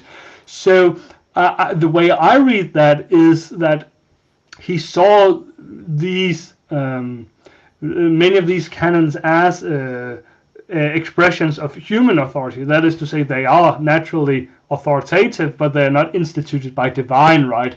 It is not as if Christ instituted as invalid material for ordination males beneath the age of 30 or something. Right. So sometimes we see St. Augustine in these concrete pastoral dilemmas acting in ways which might have been just across the line canonically.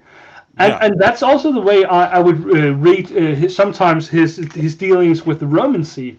And I think maybe that will be the last point, because if we do take I would be curious, please send me, and we'll add it to the link here beneath the letter, where you mentioned his acceptance of some of the comments made by Bishop Innocent the First of Rome, because I don't think I've read that letter, because that sounded interesting.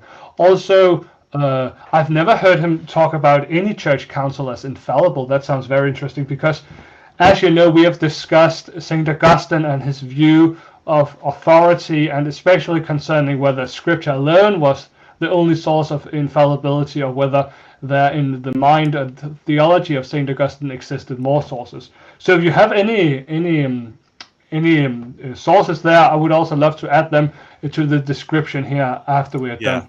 Yeah, that section where he talks about an infallible council, he's referencing the view of somebody else, but he doesn't seem to be in disagreement with it. So I just add that caveat. Yes. So That's fair. Yeah, because I would also again, this is not the strongest argument, but for example, in his letter to Ybarra, St. Augustine word for word quotes the passage from the Cyprianic Council in Carthage in 258 or something about we can't have any bishop above any other bishop. Nobody can be a tyrant another. And he also really seems to quote that approvingly as, yeah, that's right. But again, he doesn't explicitly affirm that. So I didn't really want to bring that up because it seems I think it fits nicely with the view I'm trying to present, but it isn't really a super strong argument because it's so vague, sadly. Yeah, but it would be awful to ignore. Yeah, right. Yeah. And as you said, I mean, we are just taking a very small snippet of the vast amount of material, especially when it comes to the age of Augustine, where we're just so blessed with a huge amount of material. So that's wonderful. I think maybe the last thing I would like to bring up, and this is maybe a more personal note, and I mean, when I was younger, I was inquiring into Roman Catholicism. I suppose I still am in a way, because I'm always, I mean, the whole purpose of this channel is that we might, by truth, seek godliness. So, I mean, naturally, I'm a Lutheran. I think I'll die that way, but I always want to be open to the truth, because in the end, it's God's truth and not our own we are seeking. So that's also why I really appreciate conversations such as these. But back when I was a much younger man, maybe, I don't know, 10 years ago or something, I was really looking into Roman Catholicism. This was kind of and I was really convinced by it. I mean, going on Catholic Answers, reading all the quotations by the Church Fathers, it just really looked really clear cut. And I'm obviously was very naive of me, but when I read Saint Augustine's small book, I actually still have it here. It was the first whole book I read by any church father. It was the Enchiridion. Oh, yeah, Enchiridion, yep. Yeah. And if you have been reading Catholic Answers for a few months and you just like think that all the dogmas of Roman Catholicism they have always explicitly been taught by all the church fathers and so on, like Irenaeus even wrote that all must agree with the Roman Catholic Church and so on. Then when I read that, and I mean, this is not any argument against the Roman Catholic claims, I was just very naive and very unnuanced. But what I do think is a fair point, and that's why I want to bring it up, was that when I read St. Augustine, and I mean, it's not, I mean, this is not just like a notebook of 5 pages or something. It's a bigger book. He writes this handbook, a small exposition of the Christian faith, going through the Creed, Our Father, and like the central tenets of the Christian faith. And we just don't see any mention at all about any kind of thought about the unity of the church subsisting in the in communion with the Roman See. And I only think arguments of silence have any usefulness if we have good reason to think that had the idea been present, then it would have been it would have made very, very good sense for the author to mention it here. And when writing like a short exposition, like a very small catechism or something, if such a central doctrine is just wholly absent, then I do think that gives food for thought. I also read, that was much later, many years later, when I was a Lutheran, I saw that St. Augustine had written a small book on the unity of the church. Like Cyprian, same title, De Unitate Ecclesia. And reading that whole book on only dealing with the unity of the church, again, he doesn't mention Rome with any word, the papacy with any word. It just seems so odd that if a Christian author, for example, had written a whole book about the Trinity, that he failed to mention the divinity of Christ or something. Because I think even allowing for development, which we must naturally, if you're going to write a Roman Catholic book about ecclesiology, even if you only had 3 pages, I mean, it would be almost impossible to imagine that you wouldn't mention the Bishop of Rome, the Petrine office, and unity consisting in communion with that. Again, these are arguments from silence, but that was actually reading that book by Augustine on the unity of the church. That was what kind of inspired me to delve deeper into the ecclesiology of North Africa, and especially of St. Augustine, because that was really surprising. I mean, I thought he might have had a more common, so to say, view about the importance of the Petrine office, because that was a very common viewpoint in the age of St. Augustine. So it is a bit it is a bit unique to have such a strong silence on this topic, which makes it even more, I think, important to give an adequate account of why. Was he just simply unaware of it? That I think it's impossible to say that he held like to these fourfold points and then just didn't mention them at all. That seems almost unbelievable, I think. Yeah. Well, we have enough to sustain in Augustine a view where he definitely does link up Rome with the essence of the unity of the church. I can provide you some articles that I have written on this. Augustine he does seem to be aware that the office of Peter in Rome is unique. He also believes that Peter stands as the unity of the whole church. So he kind of had this view that Peter was like the atom of humanity to the church. So everything said about Peter, you can say about the whole church.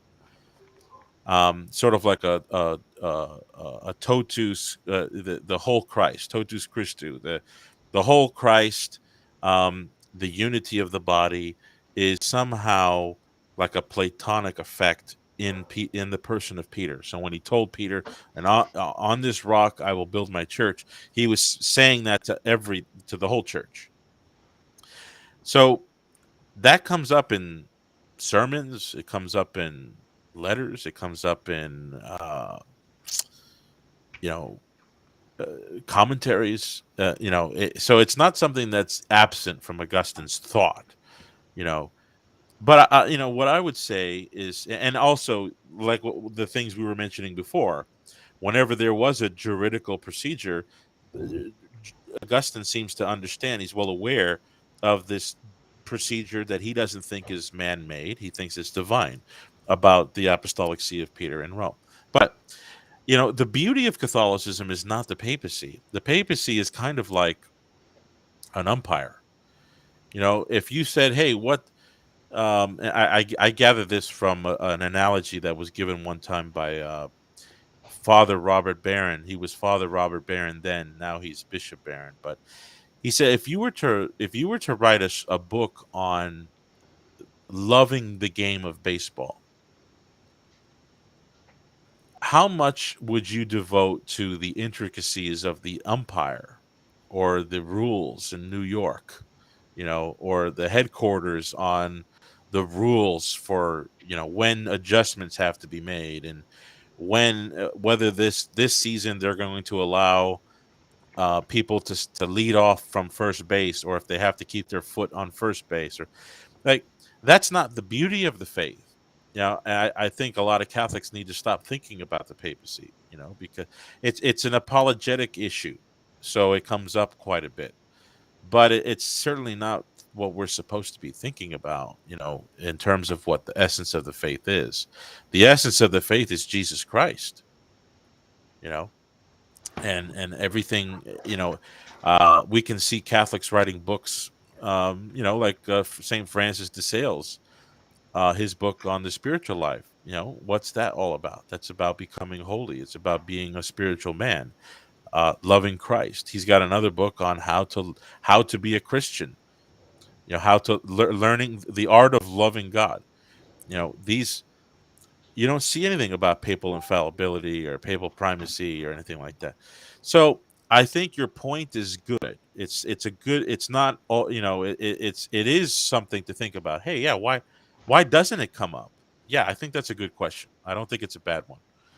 Yeah, because we have almost switched roles maybe, because this is normally and I think this is one of the very strong arguments in favor of Roman Catholicism, namely, we should really seek the unity of the church. And I believe, sadly, that the doctrine of the papacy is one of the more divisive, if not the most divisive aspect, dividing Roman Catholicism from so many other traditions, Christian traditions. I mean, in the absence, I mean, if we could focus, if we didn't have the papacy, because, I mean, the coach, well, not coach, the umpire, I mean, I know he's the guy who makes the judgments at the game, right?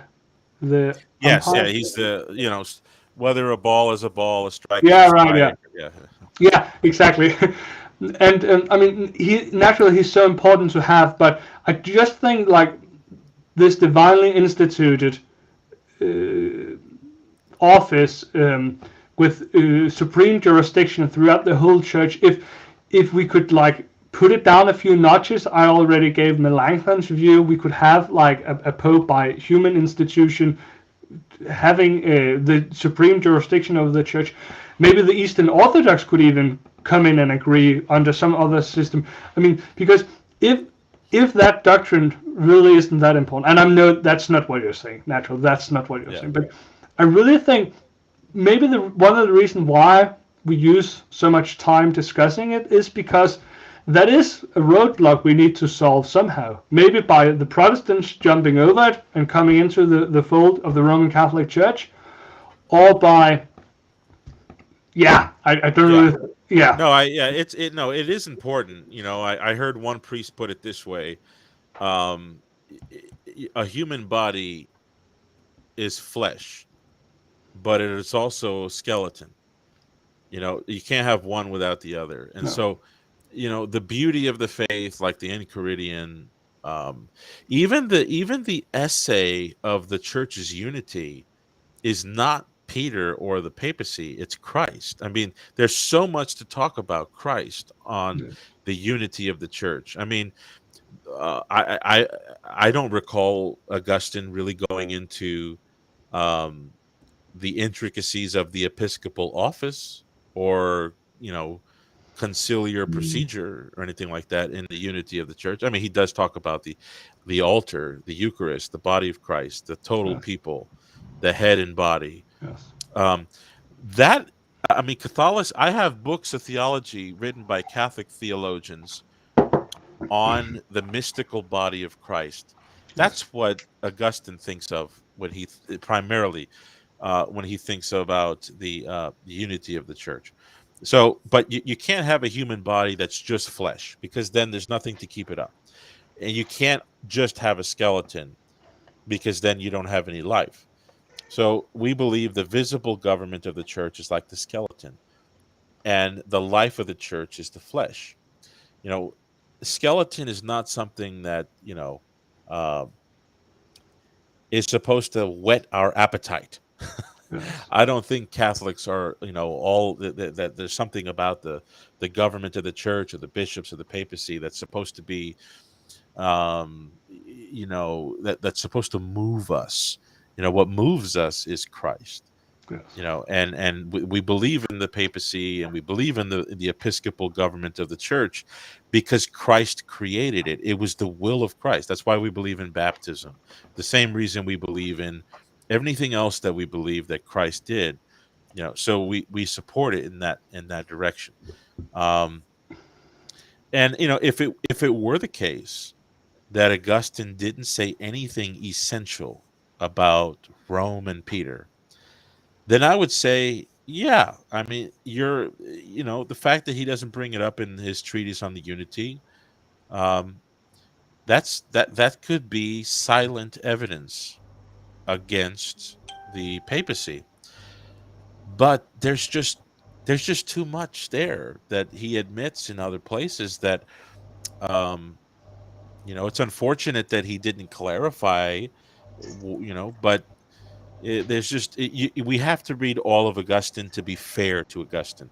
It would be unfair to Augustine to only read one thing he wrote and not read everything else he wrote. Now, whether it's fitting or expected for the papacy and the episcopal government to be completely absent in a book like on the unity, it's probably not fitting. It's probably not fitting, but it seems like Augustine did it, and I think Augustine was he was a theologian, and he knew where the unity of the church begins, and it's always in the unity of God and Christ. That's where we're baptized into. That's the unity of the church. Yeah. I mean, I know he's a rather controversial figure, but the Roman Catholic historian Joseph Döhlinger, if you're familiar with him. Say it again. Joseph Döhlinger. He's a German. I'm not. Yeah, he was. Maybe I'm just pronouncing it in a very like German fashion. He was the Roman Catholic. He was a professor of church history at the University of München in Germany just prior to the First Vatican Council, and he broke kind of communion with the Roman Catholic Church after the First Vatican Council on the doctrine about the papal inerrancy. Oh, okay, yeah. Over here we call him Dollinger, but yeah, you're probably pronouncing it better. Yeah, it's with the umlaut, you know. Ignaz von Dollinger. Yeah, precise. Yeah. In German it's Döhlinger because it's with, okay. Yeah. So Dollinger, but yeah, and I mean he didn't become a Protestant. He didn't become an Anglican. He was a Roman Catholic. I mean, and he died, as far as I know, in the communion of the Catholic Church, even though he couldn't swallow the definitions given at the First Vatican Council. But he wrote about Saint Augustine. You're probably familiar with this quote. I mean, it's a quote Protestants like to share, but he wrote, for what it's worth, that Saint Augustine has written more on the unity, on the Church, its unity and authority, than all other fathers put together. Yet from all his numerous works, filling 10 folios, only one sentence in one letter can be quoted, where he says that the principality of the apostolic chair has always been in Rome, which, of course, could also be said with equal truth of Antioch, Jerusalem, and Alexandria. Any reader of his pastoral letters to the separated Donatists or on the unity of the Church must find it inexplicable that in the 75 chapters there's not a single word on the necessity of communion with Rome as the center of unity. He urges all sorts of arguments to show that the Donatists are bound to return to the Church, but of the papal chair, as one of them, he says not a word. I mean, written with all the flavor of more polemical writings, and in the context of the controversy and his hostility to the First Vatican definition. But I know you mentioned finding some of the other essential constituting parts of the papacy in the other writings of St. Augustine. Now, I haven't read all of St. Augustine. I can't say that. Not yet, at least. I want to have read through him at some point. It's a life goal. Yes, exactly. But I must just concur with Döhlinger that I just don't see it. I just don't see. I see the kind of patriarchal role of the Bishop of Rome, hearing appeals, intervening, and so on. But I just don't see any more than that. I think you'll have the last word now on North Africa, on Cyprian, Augustine, and so on, and then maybe we'll have one or two questions and we will end the stream. But I think that kind of summarizes my position, at least. I'll give you the final word then. Yeah. So, Dollinger was a very studious man, scholar. I have a book. I have a biographical book on the man. To say too little about him is he ended up in a position that was absolutely indefensible from any point of view. He believed in the papacy, but he didn't believe in papal infallibility. How do you do that? How long does that last? What was the plan to have an old Catholic Church for another 1,000 years that believes in the papacy, but not in? So his position was definitely abnormal, and inconsistent, even from a Lutheran point of view or from a Catholic point of view. So, what does that mean? That doesn't take away from his reliability to observe history. But what it does mean is he definitely didn't realize the tension that he got himself into. But I would disagree with the statement he said. There's so many things that Augustine said about the divine primacy of Rome. I just don't know how he could have missed those statements. I in my book I definitely include those statements, and I don't go to Catholic websites to get the quotes. I get them from non-Catholic. So I don't non-Catholic Protestant historians.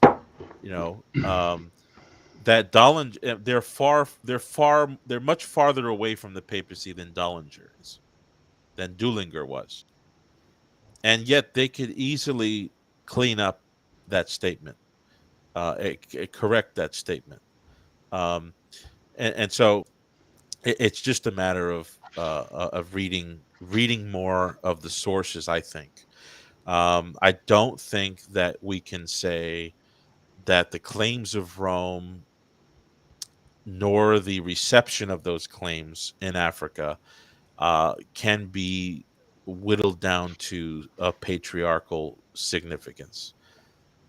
It would be more consistent to say that it was a universal primacy with a universal jurisdiction, but his powers were very limited. You see what I'm saying? So the patriarchal organization would be regional. Like Rome has Francia, Gaul, maybe Britannia, or what became England and the islands, Spain maybe, and then you've got North Africa by itself. And I just none of the sources in this time period signify this, because the same interactions that Rome was having with North Africa, she was having with Constantinople, she was having with Alexandria. You see what I'm saying? So it just seems to me that the patriarchal theory, while it's not unreasonable, it's within some probability, but I think it's just vastly disproportionate to the evidence to be considerable. And Dullinger, if I mean, I don't want to pretend like I'm no more than him. He was a historian as a doctor of history. I'm nothing like that, but I do have time on my hands. In other words, I have the test of time after Dullinger's life, all of the scholarship that has looked into Augustine by non-Catholics, non-Orthodox, people who have no interest in painting a papal Augustine, um, who would agree with what I'm saying and disagree with what Dullinger said. Thank you. I would love to add more comments to that, but I do think time is running short. Yes, So I got to get going. yes, exactly. And would you have time maybe for a Yeah, I can question take or a couple two? questions. Yeah, that's fine. Excellent. We have one from Barely Protestant here. Oops, that was not the one I meant to click on. We have a question from Barely Protestant about conciliarism. I just have to find it. Oh, sorry, I just had it up before, but then the chat scrolled by. Sometimes these chats, I think to conserve data, they cut it off at a certain point. Yeah, Um, maybe. Yeah, okay, here it was. Excellent. When the papacy itself is subject to such radical development, how can it be denied that development is a wax nose that can fit any narrative it wants? when the papacy itself is subject to such radical development, well, I mean, we have to establish that first. I assume that he's saying that I posited a radical development, but I certainly would not measure my understanding as a radical development. So maybe he can clarify if he's still listening. Yeah, maybe. Let's see. There's also a different question here.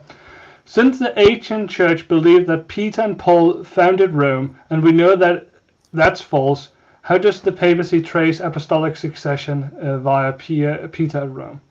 I think maybe adding Yeah. some context to that, I do think it was very interesting to think about that when St. Paul writes his letter to Rome, there is already a church there. There's a congregation, there's many people he's greeting, and that was probably written much prior to both Paul's own arrival but also Peter's arrival in Rome. So just maybe half a minute, or how would you Yeah. answer this? So I believe the ancient church. I don't believe that was false. I think that the testimony of the ancient church is overwhelming. I think that I think the onus would be on the person who denies that to give significant evidence for it. And I mean, and here's what this comes down to: this issue of whether Peter founded. We know that Peter didn't found the Roman Church. Um, we know that Paul didn't found the Roman Church. That's not what the. So you have statements in the early church where um, they make these claims like founded by or built up by. They're not talking about that there were no Christians there before. There had been a couple of transitional phases to the early Roman Church, um, prior to the expulsion and then the return. Um, you know, some church fathers detail that Peter was there 25 years prior. Some say he left to go to Antioch, then came back to Rome. So, there's we don't have like a perfect demographic on when Peter and Paul it got involved at Rome. What we do believe as Catholics and what we do believe the historical record is claiming is that before Peter's death and before Paul's death, they made it to Rome. And that whatever we believe about the significance of the Roman bishopric via Paul and Peter would be from that historical fact.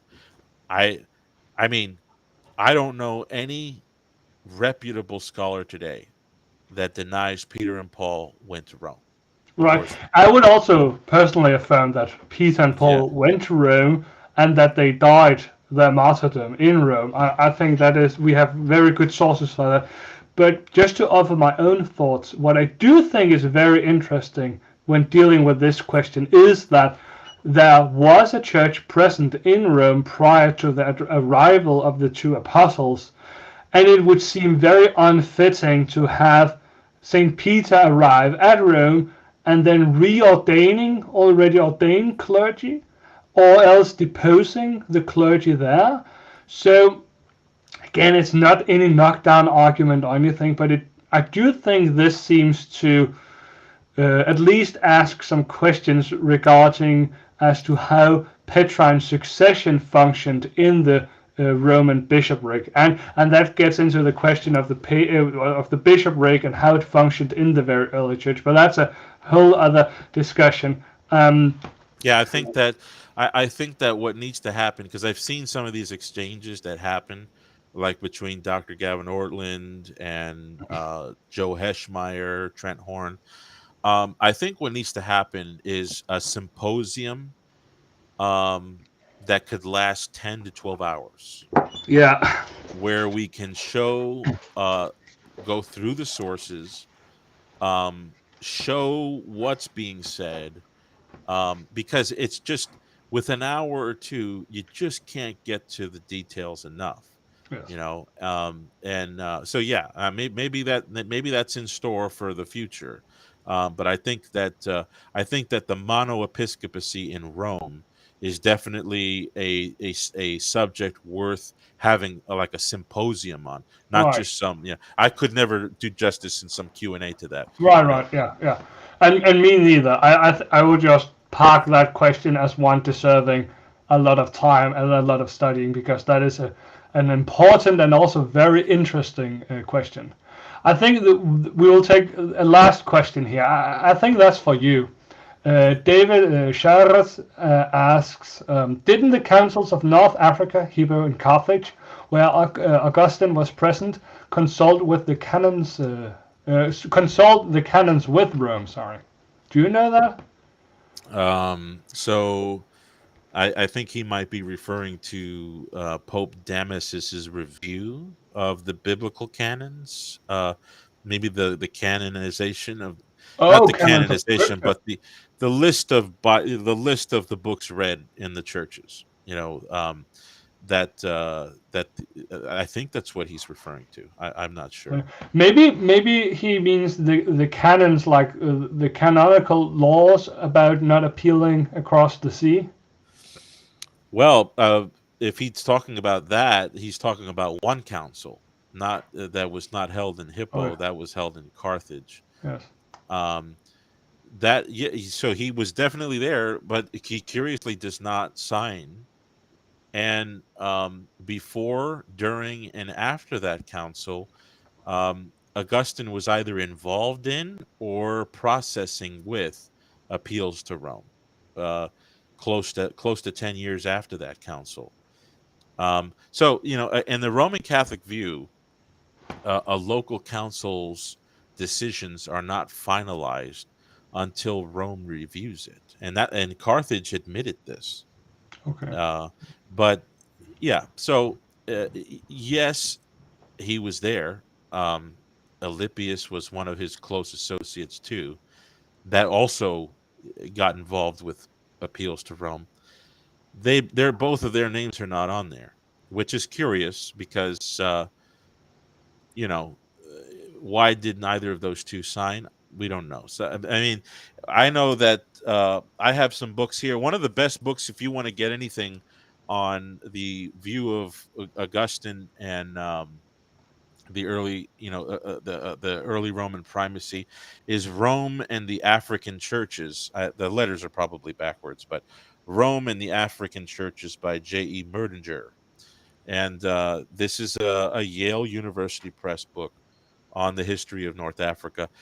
Obviously, not a Catholic, not trying to prove Catholicism, um, admits a lot of things that hurt Catholicism, but I don't. But she definitely makes the point that Augustine probably did not agree with that canon. Okay, interesting. Yeah, that's very interesting. Okay, that was the last question. I just want to thank you so much, Eric, for spending 2.5 hours with me. That's I wonderful. actually can I take the last question there? If Oh, you don't mind, yeah, I naturally, yes. actually like this question. Don't want to keep you too Yeah. long if you have to get going. But for my sake, you can stay all night. All right. No. I just Joshua Whitaker asked a very good question. So yes, I have the book written by Owen Chadwick. It's called Development of Doctrine. I think from Jacques Bossuet to Newman. Um, he says, if how do you respond to the critic that development health is modern and not taught at the time of trend? So Bossuet or Bossuet, like my French names, I probably, I used to say Bossuet, but then I heard a lecture by a Latinist, and he said the French way is Jacques Bossuet. So that's what I'll say. So Bossuet held that um, there is no development in the way that Newman taught doctrinal development. He says the only kind of development you could have in the church is very strict congruity with what everyone believed before. And that seems to be the way that like the early fathers took it. Like they just thought that everybody taught the duality of natures in Christ and the singularity of his persona. You know, when they taught the Chalcedonian dogma, they did not think to themselves, "Wow, isn't it great that we were able to incorporate Greek Platonic thought into the Christian faith and develop this idea and develop that idea?" And we got, that's not how they were talking. What they were saying is, no, what the apostles taught, what Jesus taught, what the first Christians taught is what we teach. So I think Bossuet is correct when he says that that's kind of how the church understood the transmission of the faith.